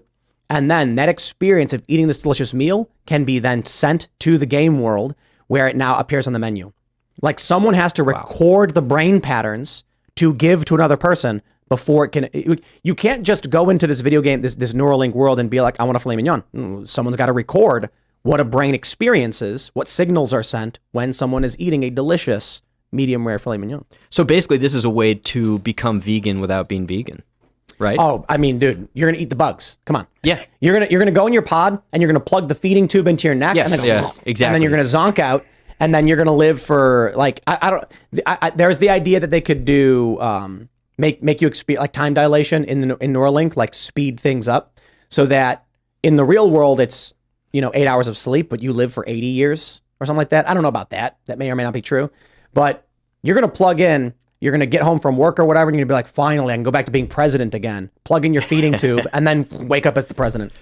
Oh my God! Yeah, basically, you know what's funny? This is a rudimentary, like San Francisco. This is San Francisco, right, where everybody's being given drugs and they're laying on the streets and they don't have jobs. But now we're actually going to turn it into something a lot more digital and effective. It's a scary thing. I think the big hurdle for Neuralink in terms of commercial ubiquity will be it has to be wireless. There's already the problem of human rejection. So there are people who will cut open their fingers and put neodymium magnets in their fingers and then sew it shut. And this gives you, I think it's called electroperception or perhaps electrosense. And the magnet inside your finger reacts to electromagnetic fields, giving you the ability to feel EMF waves. That's crazy. It gives you an additional sense. I think it's funny that people say we have 5 senses. We actually have substantially more than 5 senses, but whatever. It's like, what do they say? Touch, smell, see, and hear, whatever, and taste. But you also have balance. You also have temperature. There's a bunch of other ones. And but anyway, if you want to feel electromagnetic fields, they're people who do this. So I don't recommend it, but the body rejects it. They take a magnet, they coat it in some polymer, stick it in your finger, sew it shut, but slowly over time your body pushes it out, and then eventually it breaks and just rips out of your finger. If we're going to do a Neuralink, how do you stop the body from rejecting it? I think what they're doing right now with Neuralink and the stuff that I've seen is they're very, very thin copper wires that just rest on the nerve connections, something like that. The big challenge for Neuralink going commercial and ubiquitous is going to be no one's going to want to get surgery. I mean, maybe if it's like a tattoo. If they're like, look, we take this thing and we go boom, boom, boom, boom, boom, and we put these copper wires in this, and super easy, and anyone can do it, and it takes 15 minutes, maybe people would do it. As long as they're drilling quarter-size holes in your skull, people are going to have a little bit of ick factor, and they're going to be a little apprehensive about that. But people are already getting the chips in their hands. I mean, the skin is not. It's been like a decade. Yeah, it's been a while. There will be people that are going to go ahead and say, "We'll do it. I'll do it right now." There will be people that'll definitely 100%. Do that. There's without a question, people that are biohacking and stuff like that. Standing in line for the orb thing, right?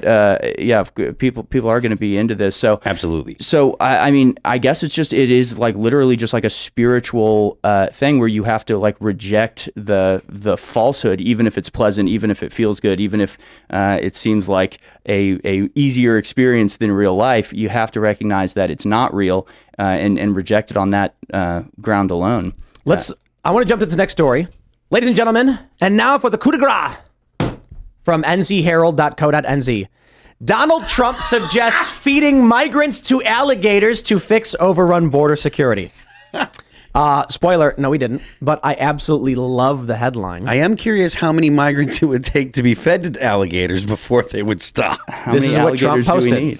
Trump posted a meme on Truth Social. Disavow. He wrote "problem solved," and it says "new border security," and it's a bunch of alligators. Disavow. Those are alligators? What's the difference? Like crocodiles have like skinnier faces, right? I'm not an animal zoologist. They both look really hungry. Will work for food. Trump did not suggest feeding migrants to alligators because their headline implies Donald Trump said, what if we capture a migrant and then throw them into an alligator den? What Trump was saying is a meme based on an old story. This is from New York Times 2019. Shoot migrants' legs and build alligator moat behind Trump's ideas for the border. It was a widely reported story that Donald Trump wanted to put a bunch of alligators in the Rio Grande. This is not real life. These are hoaxes. The media is full of crap. And once again, they're full of crap. Trump posted a joke. But I absolutely love the headline. Like the reality these people live in. I mean, no wonder Howard Stern hates Trump. I mean, if I legitimately thought Trump was going to kidnap migrants and throw them into alligator pits, I'd be really concerned as well. Well, this goes back to the consuming the headlines, digesting these crazy headlines, and then people actually believe it. This will probably be brought up in one of the debates as an actual question. Yeah. Donald Trump, they're going to say that he threw them into the alligator's mouth. Exactly. Right. Say. So now we have this one. Look at this tweet from Bill Malugin. It's a total free-for-all in Eagle Pass right now. Mass illegal crossing taking place for over an hour and a half, almost 2 years to the day. We saw 15,000 Haitians under the bridge in Del Rio. We now have thousands of predominantly Venezuelans gathering under Eagle Pass Bridge. Yeah, I'm sorry, dudes. Like, the Republicans don't have your back. Democrats don't have your back. They're selling you out. They're gutting the system, and they're doing it with a smile on their face. So if this is the situation we have, and to be completely honest, I would say Trump joking about it is inappropriate. Inappropriate. Why? Well, the joke's funny, but we need real action. This is a desperate situation. There's an emergency declaration in Eagle Pass. Take a look at this from the Daily Mail. Eagle Pass, Texas declares state of emergency as shocking photos show it being overwhelmed by migrants with 4,000 streaming across the border today. 4,000 today. You know why the mayor wants money? Why he declared a state of emergency? He wants money from the federal government to help these people and bring more in. Yeah, they're not stopping it. They're not issuing a state of emergency to be like, help, it must stop. They're saying, no, state of emergency, we need more money. Give us more so we can send them to your home in New York. Yeah, and this is, I mean, that's what Alejandro Mayorkas testifies to, where they're like, you're doing nothing to stop this invasion. He's like, actually, we made an app that makes it very easy for people to come in legally. And it's like, that's the opposite of what we want you to do, dude. Like, that's literally the opposite. And I mean, it's the same thing that's happening in the Italian island Lampedusa. Where there's now, Lampedusa, where there's now 18,000 migrants to a native population of 6,000. Yeah. This is a coordinated plan, right? This is a coordinated, well-funded. These NGOs and supranational organizations like the UN are paying for people to travel, instructing them how to get around the American law. Every single one of these organizations should be rooted out and arrested and charged with, conspiring to circumvent American laws. And none of these people are actual asylum seekers. None of them are refugees. No, they're economic migrants. Yeah. So I mean, there's some Chinese that are coming over the southern border that are coming as actually refugees. They're trying to escape China. But generally speaking, 90+% are not refugees. Yeah. They are economic migrants. Especially with Lampedusa, the UN issued this report in like 2017 or whatever. These are economic migrants seeking jobs in Europe. That's it. And the media lies and calls them refugees over and over and over again because they're evil. And they don't look at what's happening when, look, you take a group of people who have one set of morals and another group of people with a different set of morals, and they fight. We want to avoid that. We want people to live together. And so you look at what's happening in Europe and you have these stabbings, these murders, these horrible crimes. And it's like, well, you're not properly assisting the integration of people into your country. You're opening your border and letting them run straight through. What happens? Violent crime. And then that breeds more racism. People take issue and they assume race is the problem when the reality is two different cultures that don't mesh. And how about the reality of nature? People who don't have stuff are going to take it when they want it. So in Lampedusa, you've got these videos of people setting up barricades. What are they supposed to do? These people come to the island and now they're like, now we need food, now we need shelter, now we need stuff. And if they can't fabricate it from thin air, they're going to take it from someone. Yeah, and let's even zoom out from the kind of the political debate regarding this issue, and let's just look at the logistics. Logistically, this is impossible to handle for a country, large or small. So just pull back out of this and just recognize we cannot do this because we're not set up. We don't have the infrastructure necessary, strictly even from that perspective. The fact that New York has basically buckled under the busing of just a portion of the migrants that are coming to Texas, and the city that has the financial services sector based in it. The city itself has city taxes, then there's state taxes as well, and they can't produce. They can't take care of migrants. They can't take to welcome the migrants, that just the ones that they're getting. It should indicate to the rest of America that these are massive problems that a handful of states are dealing with.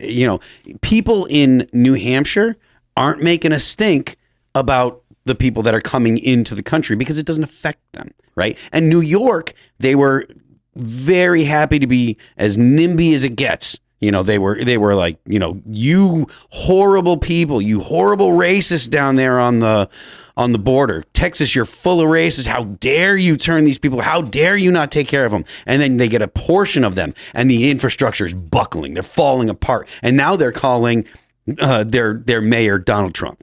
Yeah, and it's They're ridiculous. calling him Trump. I saw people saying that he had Donald Build the Trump's. wall. But the point is, like, the rest of the country should be able to see this and say, okay, I at least can understand, because obviously New York can't handle it. They're buckling under the pressure. So if New York City can't handle it with the infrastructure and the money and everything they do, you can't expect Texas and New Mexico and Arizona to handle the type of influx. It's not possible. Well, and that's the beauty of what busing them to New York did, is you can't avoid it, right? Because these problems that are so massive in a place like Texas, where you have thousands of miles of unoccupied land, you can put them on a base somewhere, you can put them in a tent somewhere, and they don't actually affect the daily lives. Although then, a place like El Paso, they obviously do. Eagle Pass, they obviously do. And it is purely a matter of choice, right? Like we're choosing to have this happen. And I think the Haitian example is a great example, how there was 15,000 people. It was a crisis. It went on. And then there was like the scandal with the whipping. It got embarrassing. The next day they were gone. The next day it got taken care of. So it's not a matter of we can't handle this, we can't do this. This is all being done on purpose. This is all a choice that we're making. And I honestly don't see an end to this, to the extent that why wouldn't the people in charge want to keep a constant cycle going, where you've got the first world producing excess amounts of goods, shipping it to the third world, keeping their birth rates high, a pathway to where those people in the third world are moving into the first world. In the first world, the cultural and spiritual impetus is to strip them of all of their cultural identity, fold them into this global, homogenized, soulless, plastic society, where the people that come in don't have kids, either by choice or because they've been poisoned with the poison in the food and waters. So they die out within a couple generations, only to be replaced by another. So you've got this like laundry cycle continuously going, where nobody has any cultural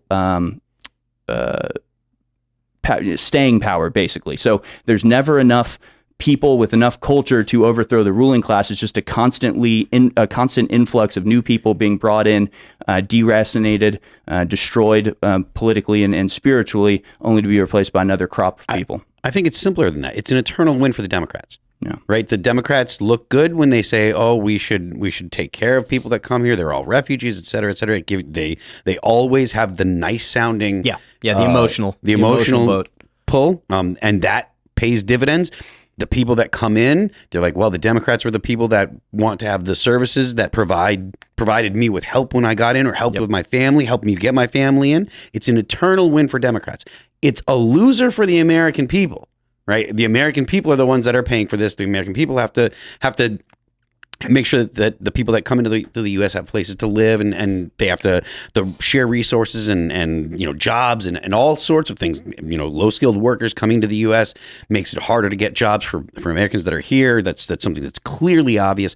It's a bad thing for the American people, but as long as there are enclaves of wealthy people that are looking for migrant workers and stuff like that, or that are looking to vote with their heart and stuff like that, you're going to have Democrats that are going to be like, hey, we can't be mean to these people. We can't turn them away. We have to take care of them, etc. So it's literally an eternal win for Democrats as it destroys the country. I just don't understand why we haven't started just sending everyone to Canada. That's a great point, actually. Hey, NAFTA. But the Canadian government would not be able to reject it. Way the super woke, they just be like, oh, we welcome diversity. It's like, all right. Yeah. New York's not far away, man. It's a couple hours. I was going to say, it's about the same flight, right? From El Paso to New York versus El Paso up into Canada. Just get some buses. Go bus ride to Montreal is only a couple hours. Beautiful. And then, I don't know. It'll be interesting. People don't realize this, though. There actually is a border crisis for Canada. Migrants are going to Canada. Via where? They're in upstate New York. I'm pretty sure that's where it's at. They're illegally crossing the border because it's easier to get into Canada than it is to get in the United States, obviously. Canada's got... There was a video I saw where some people just drove across the border and then tried sneaking in that way and they got caught. But it really is that easy. I mean, what do you think? All this empty wilderness, they're going to catch people walking just through the woods? There's actually a photo that went viral on Reddit a while ago where the border from Canada to the U.S. was a small chain, literally just a chain between two posts that was a foot off the ground and a sign hanging from it saying Canadian-U.S. border. And it was like someone lived there and they were like, yeah, if I go in my backyard, I'll be in the United States. And you just literally walk in. It's like, what do you do? Maybe the solution is we just ask, hey, Canada, we got a bunch of people. How would you like to have a bunch of people? Man, they got the space. Yeah, there's a lot of oil up there in the Northern Territories or wherever in Canada. Amazing seafood. They're going to find out that if you go to Canada and ask for health care, that you might get killed. And people will be like, no, I don't want to go. I don't know. I thought Canada was very progressive. Well, the MAID, medical assistance dying. Yeah, if you're homeless. Yep. Remember, do you have a house? I don't. Have you considered the suicide booth? It's funny that Futurama thought it was a joke, I guess, but they did predict in the future. Although for them, it was the year 3000, and it's already happening in 2023. Well, to be fair, in Futurama, they did say America's favorite suicide booth since 2008. So. Oh, is that what it really said? Yeah. Yeah, so they nailed that one. No, it's pretty sick what's going on. But again, it's not a coincidence this is happening in America and Europe at exactly the same time with two completely different excuses for why it's happening, but also both excuses actually are predicated on actions that America and or Europe has taken, right? We started the wars in the Middle East that has led to the immigration crisis. A lot of the countries to the south have been collapsed as a consequence of intervention by the CIA. So they create the problem, then the solution is basically to destroy our civilization over it. And also it's the only civilization in the world that has high living standards that we have, because, people who are used to having a much lower living standard are happy to have just a slight increase here in America, which would be a major decrease to the average American. So they're willing to sort of put up with having less than Americans and Europeans would have, and they also don't have the cultural and I don't know to what extent it's racial, but the cultural heritage of freedom and free speech and all of these European ideals that were developed over millennia that are anathema to the people that want to control everybody and want silent complicity to their really anti-human demands. So yeah. We're going to go to Super Chats. So if you haven't already, would you kindly smash that like button, subscribe to this channel, share the show with your friends, and head over to timcast.com, click join us, become a member, because the members only show will be up in about a half an hour. It's not so family friendly, and we even take calls from all of you. As a member, you sign up for the Discord community, you hang out with like-minded individuals, share ideas, work on projects. They have an after show even that the members put together. So join up at timcast.com. Let's read. Steven says, first, that's right, buddy. For $2, you get the shout out as the first super chat. Congratulations. Unfortunately, to the other people who've chatted, you didn't get it first. Sorry. Paps McGee says, did I get the first? Love y'all. Sorry, sir, you did not. Yes Man says, Tim, you mentioned at one point that you have too many eggs. Have you considered appropriating a freeze dryer and turning them into powder? On another note, will you give your opinion on the toilet meme? I don't know what that is. I don't know that one. And the eggs get eaten. I'm just saying, like, we're getting like 30 something eggs per day. That's a lot. And then we eventually either build them up and then just eat them all at once, or people just take them. But I had a bunch the other day. Yeah, we gotta make deviled eggs again. That's always the best. Because it's like, if I'm gonna have breakfast, I could have 3 eggs. And so, like 3 eggs and bacon or something, it's like kind of a lot, right? But if you give me deviled eggs, I can have like 15. Yep. It's just like a big plate. 30 halves, and everything. I just keep eating them. So good. I know. Best thing ever. All right. Clint Torres says, howdy, people. Howdy. Amos Moses says, I don't like the idea of a dress code, but like 3/4 of the illegal immigrants dress better than Fetterman after trekking through the wilderness. I mean, but that's literally true. It is. But for real, like they're wearing jeans and t-shirts. And like you'll see like a guy wearing like a long sleeve shirt looks kind of okay. And wearing jeans, and they're walking in waving. And it's like, it's infuriating. They just open the border and let them all come in without any kind of process. But Fetterman looks like he just woke up.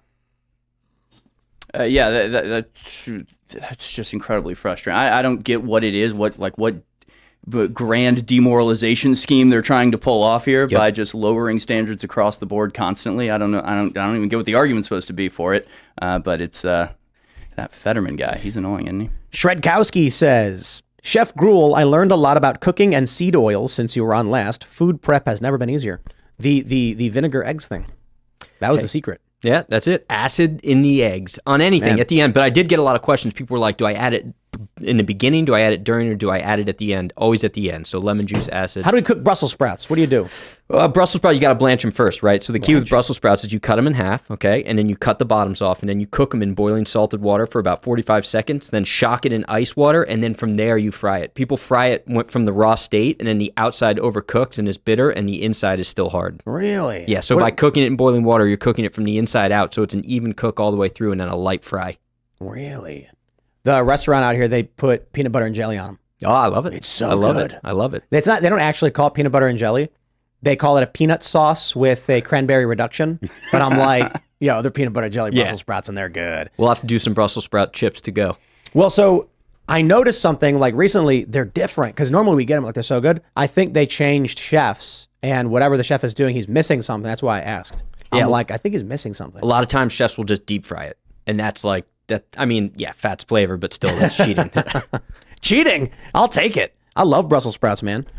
We went to a Peruvian place, me and my girlfriend the other day, and we had sweet Thai chili sauce. Yeah, sweet chili sauce. Yeah. Oh man, it's Non-plum. insanely good. So good. All right.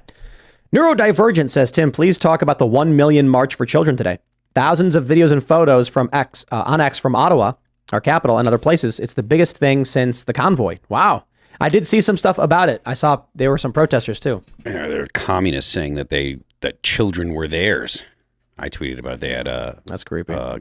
I don't remember exactly what the chant was, but essentially they were saying that your children are ours, and that's literally what the left believes. They believe that they should be raising your children because you might raise them incorrectly. You stinking bigot. All right, what do we got? Raymond G. Stanley Jr. says, we knew Veritas was dead the moment the board foolishly thought they stood a chance without James.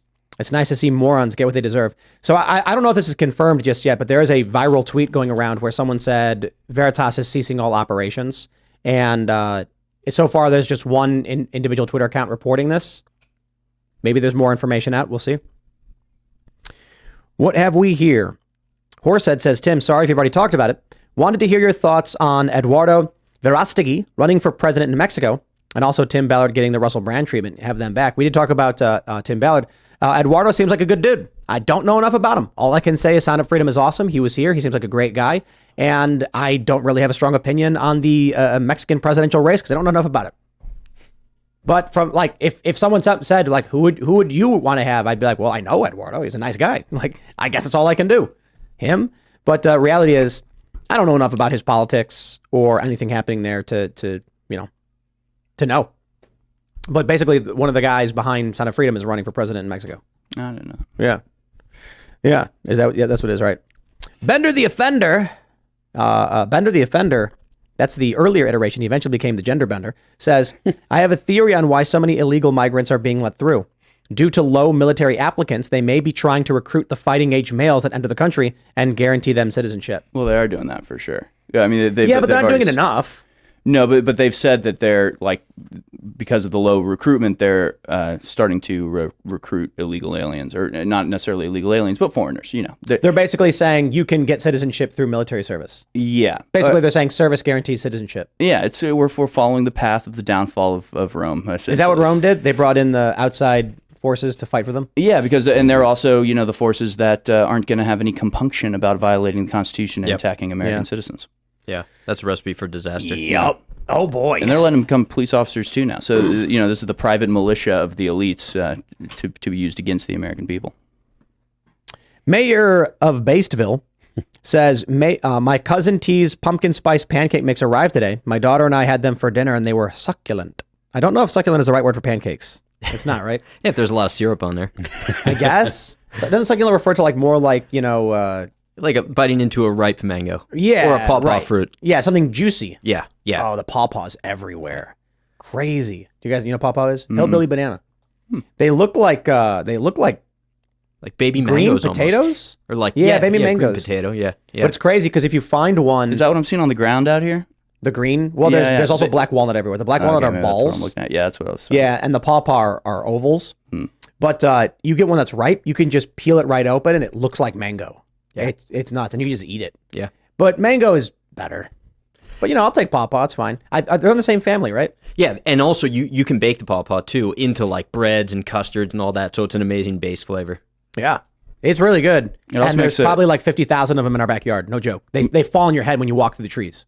That's amazing. So I was just going to say, it makes a great name for a grandfather too. But Pawpaw. Yeah, grandfather bread. yeah, Yeah, but I guess I was reading that the reason you don't get them in the you can't get them in stores. There's a lot of fruits people don't get in stores because they're hard to cultivate and they break really easily. So they're pollinated by beetles and flies, and they're good right about now into mid-October, and then they're gone and they're just rotting on the ground. So it's like not something you can easily get. But right now's the time, baby. Now's pawpaw pie, pawpaw bread, pawpaw mash. It is pawpaw season. that's like loquats or kumquats in Texas because they get rotten so easily. They're impossible to like ship or sell. So you just got to pick them off the tree. There's also probably like 7 million grapes. I'm not even exaggerating.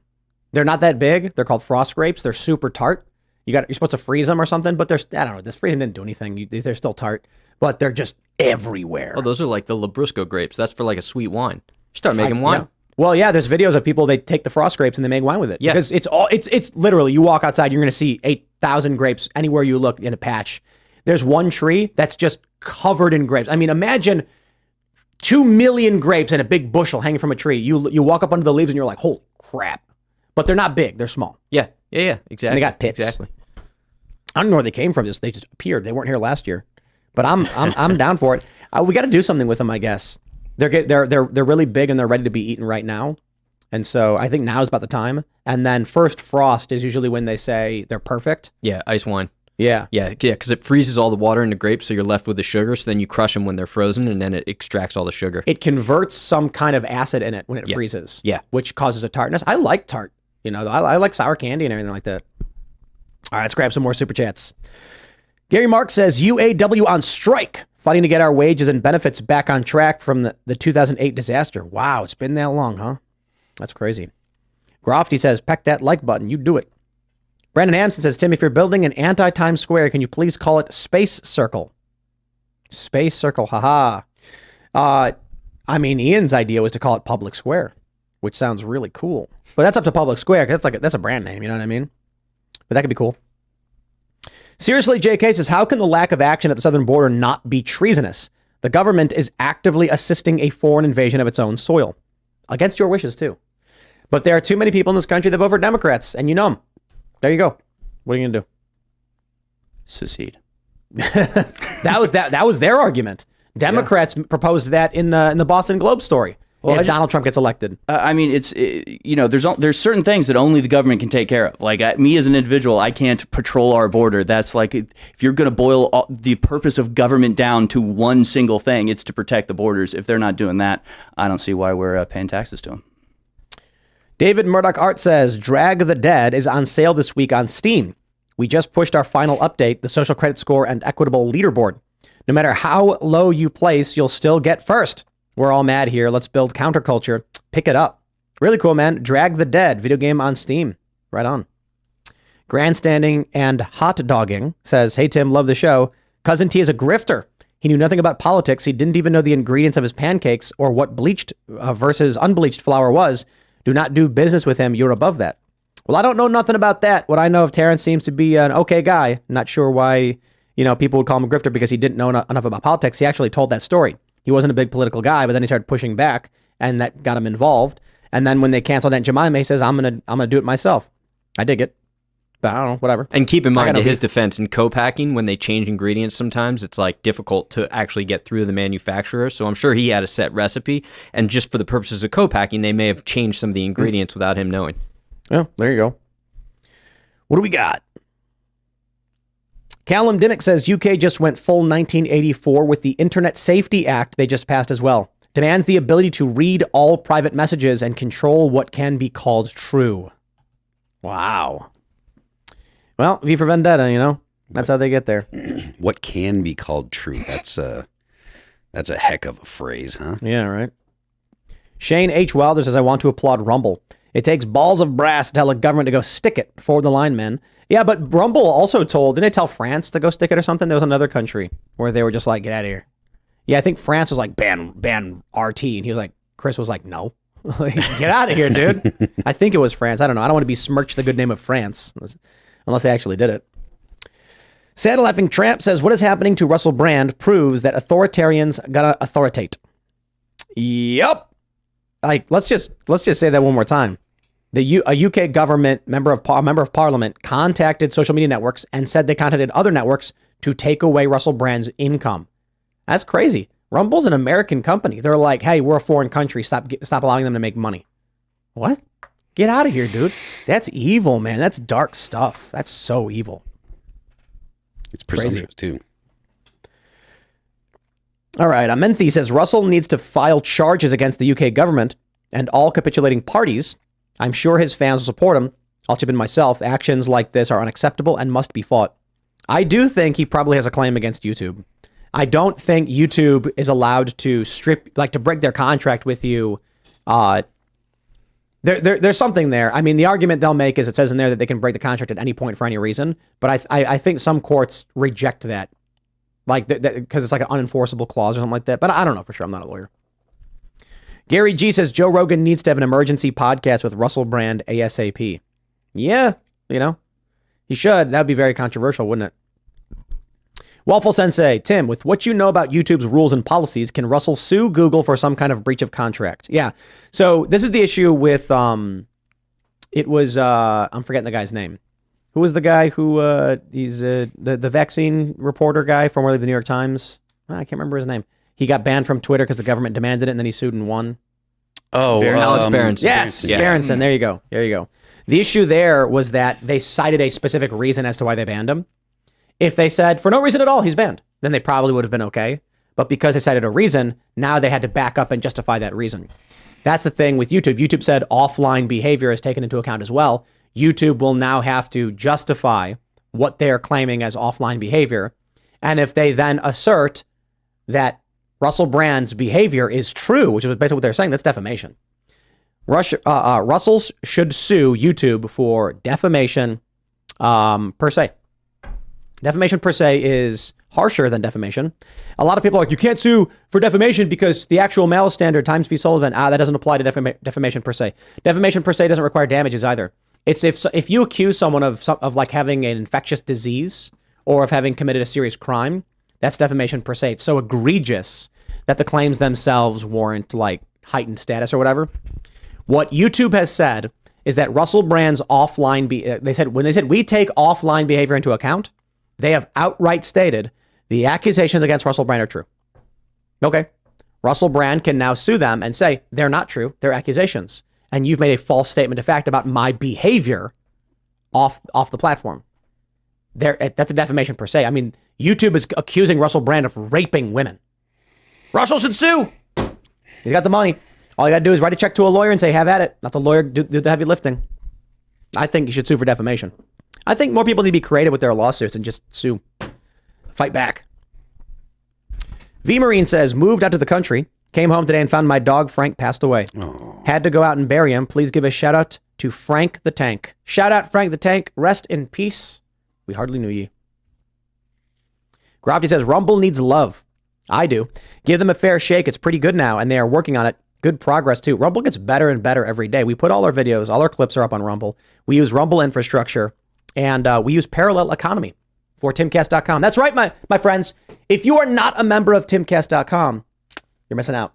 When you sign up, not only are you supporting the work we do, we use Rumble infrastructure, and the payment processor is actually affiliated with Dan Bongino and Rumble. It's called Parallel Economy. It is an alternate parallel economy payment processor. We need to support these companies. More people need to utilize Parallel Economy, and that's what we do. That's who we use.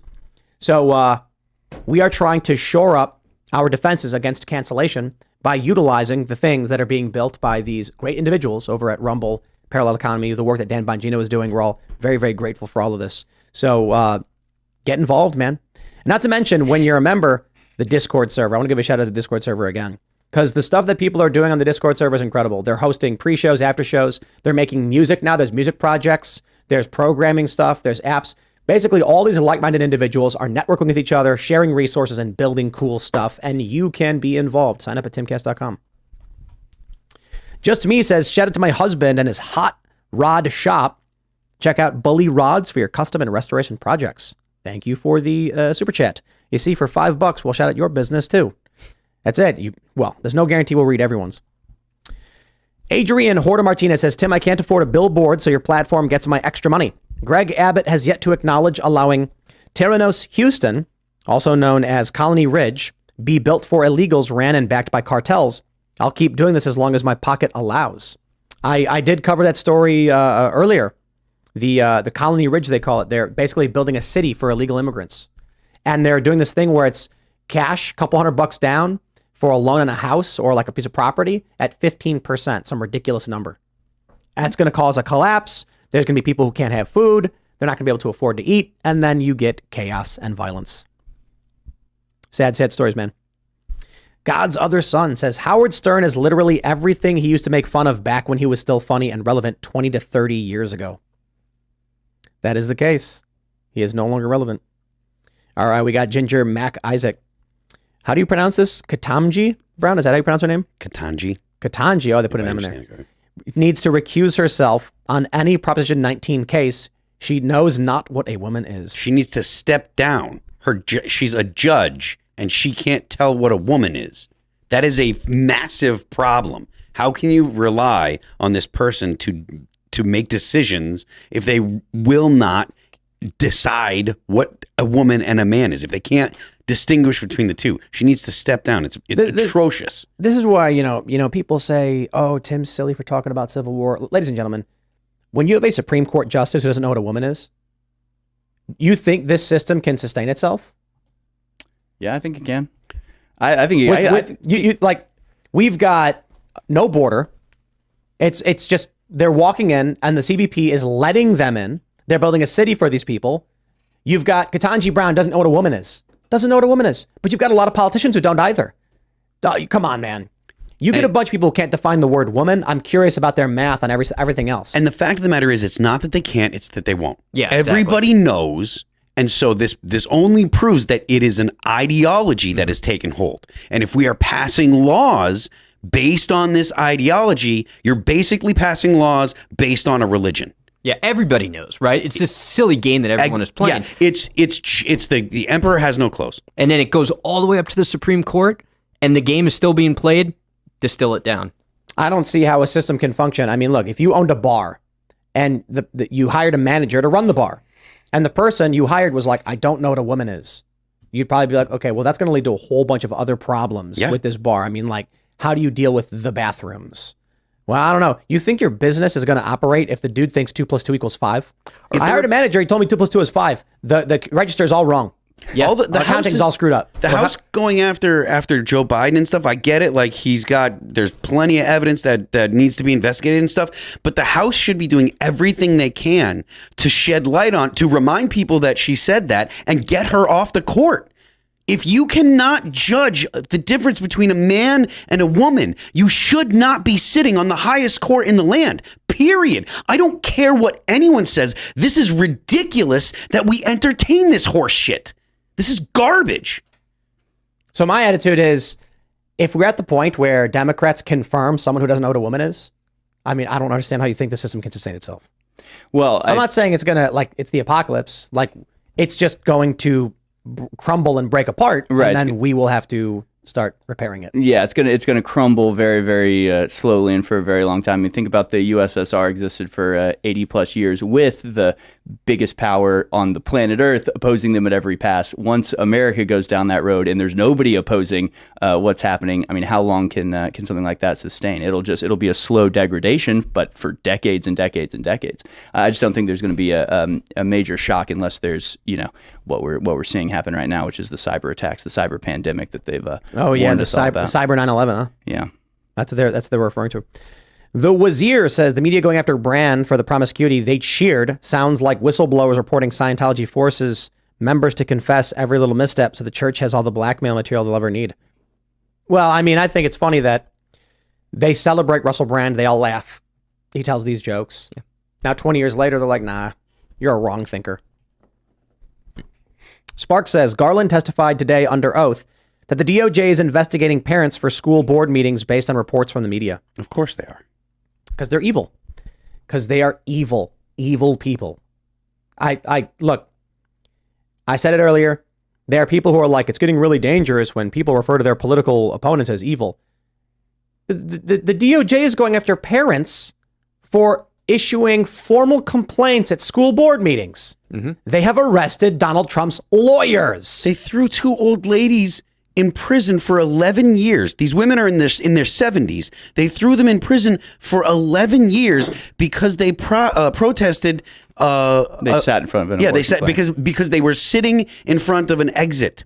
Where? At a Planned Parenthood. Oh, right. Because they were protesting abortion. Right. They were using their First Amendment right to protest, and because they were in front of the exit or whatever, they go to jail for 11 years. Put them in jail for the rest of their life. Well, I mean, come on. Let's even take a step back, right? As a father of 4 kids, I have the government telling me I have to inject my kids with something that we know nothing about. That is evil. We got this from NYBSFP. Tim, you summed it up perfectly. Howard Stern was always on the side of evil. He hasn't changed. Right. That's what he does. Yeah. What do we have? R. Valera says she misunderstood the gesture. It wasn't a grope. He was trying to choke her Homer Simpson style because she's so annoying. Aha. But I guess that's technically groping too. I don't know. Wretched Redemption Music says new album Alpha Omega out now. Spotify and iTunes. Rolling Stone Mag calls it the anthem for right-wing conspiracy. Tim calls it a reverse kickflip. I have no idea what that means. But Rolling Stone called it an anthem for right-wing conspiracy. There you go. Rolling Stone's garbage. Yes. Just Leave Me Alone says Cassidy Hutchinson said Trump choked out a Secret Service agent, then grabbed the steering wheel. Not Rudy groped her and put his hand under her. Now Rudy groped her and put his hand under her skirt in a full tent of people behind the stage. Sounds like a romance novel. And look, you've got a combination of people who they don't care if it's true or not. They'll just keep repeating it because they're evil. They're evil people. Sorry, man. That's just reality. They lie all the time. NBC News said Ray Epps was seen trying to calm people down and stop them from storming the Capitol. I think that was, NBC. He was later seen trying to calm down the rioters. What? He's on camera storming the front line with everybody. I can't wait until we find out the specific detail about Ray Epps. I mean, we've all got the type, but I mean, I want to know, I want to read emails. I want to see all of this in its glory. Yeah, there's the charging document is out. He pleaded guilty. So the full breakdown of his sentencing guidelines or the request explains what he did. And the funny thing is, the document they released basically is one of the most serious documents of any of the J6ers, like talking about how he was on the front line, how he's whispering, and then the men charge the barricades and rip him down, how he's telling people to go in, and he got charged with one count. Yeah, one misdemeanor. And honestly, the most suspicious thing out of all of it is the way the media is covering for him when they are completely, destroying any other J6 participant. So, if you weren't suspicious before the media started covering for him, that should at least make you ask questions. Joseph says, who wants to be a part of this culture, Tim? What good does it really offer? Boomers only care about growing tomatoes and hunting. The youngsters are having a rough go. No one is happy. Let me explain. When you build culture, what you are basically saying is, hey, I'm doing cool things that are fun. Would you like to do cool things that are fun with me? We will then trade with each other and build wealth. And then we'll be happy and comfortable. Building culture is not getting involved in politics and voting and going knocking on doors. That's politicking. Culture building means that when all these young people are miserable and doing nothing with their lives and they're sitting in their basements, withering away, you are having a blast, you are eating good food, and you are with your friends and your family, and you are successful. And then, if it all hits the fan and crumbles, you will have a community of people around you that will help you survive. That's building culture. So if you don't want to do it, well, get a dog, go live in the woods, buy a river and fish and enjoy life. Just life is what you make of it, man. All these people are so miserable, but life is just what it is. Everybody wants something. You got to be the master of your own domain. Where are we at? We'll grab some more super chats. What is this one? All right. Weber J says, I watched Russell Brand's masterclass on recovery in the 12-step program. He speaks a lot about turning away from worldly pleasures and instead serving and getting back in touch with God. Very interesting. Interesting of Russell Brand. We'll grab, we got a good one here. The Duck Abides says, hey, Tim, in Illinois, they passed a law that allows migrants to become police officers. On a side note, with our assault weapons ban, it exempts police from the law's restrictions. This implies a non-citizen migrant can own a semi-auto rifle, and we can't. Yes, it does. All right, everybody, if you haven't already, would you kindly smash that like button, subscribe to this channel, share the show with your friends, and head over to timcast.com, click join us. As a member, you'll get access to the uncensored members-only show, which will be live in just a few minutes. You can follow the show at Timcast IRL. You can follow me personally at Timcast. Harrison, do you want to shout anything out? Sure, yeah. Band.video, Infowars.com, Infowars.com/show is how you watch us on the American Journal each and every weekday morning, 8 to 11 a.m. You can follow me on Twitter and Instagram, Harrison H. Smith on Twitter, Harrison Hill Smith on Instagram, and I have a TikTok too. So right on. Smith. I live in Southern California. I got a restaurant there called Calico Fish House. It's in Huntington Beach, California. If you're hurting and you don't have the money to buy yourself a meal, stop in, say that you heard this on Timcast, and the meal's on me. Wow. Very nice. You got Twitter or anything you want to shout out? Yep. It's at Andrew Gruel on X and on Instagram at Chef Gruel. Right on. I am Phil That Remains on X. I am Phil That Remains Official on Instagram. The band is All That Remains. You can follow us on Spotify, Apple Music, Amazon Music, Pandora, YouTube, the internet. Still working on my outro, but we got some songs coming out. You can follow those. They'll be at youtube.com/TimcastSongs. Follow Trash House Records also. And if you want to follow me personally, I'm at Carter Banks on X, I guess, and Carter Banks 4L on Instagram. All right. Nope. We will see you all over at timcast.com in just a few minutes. Thanks for hanging out.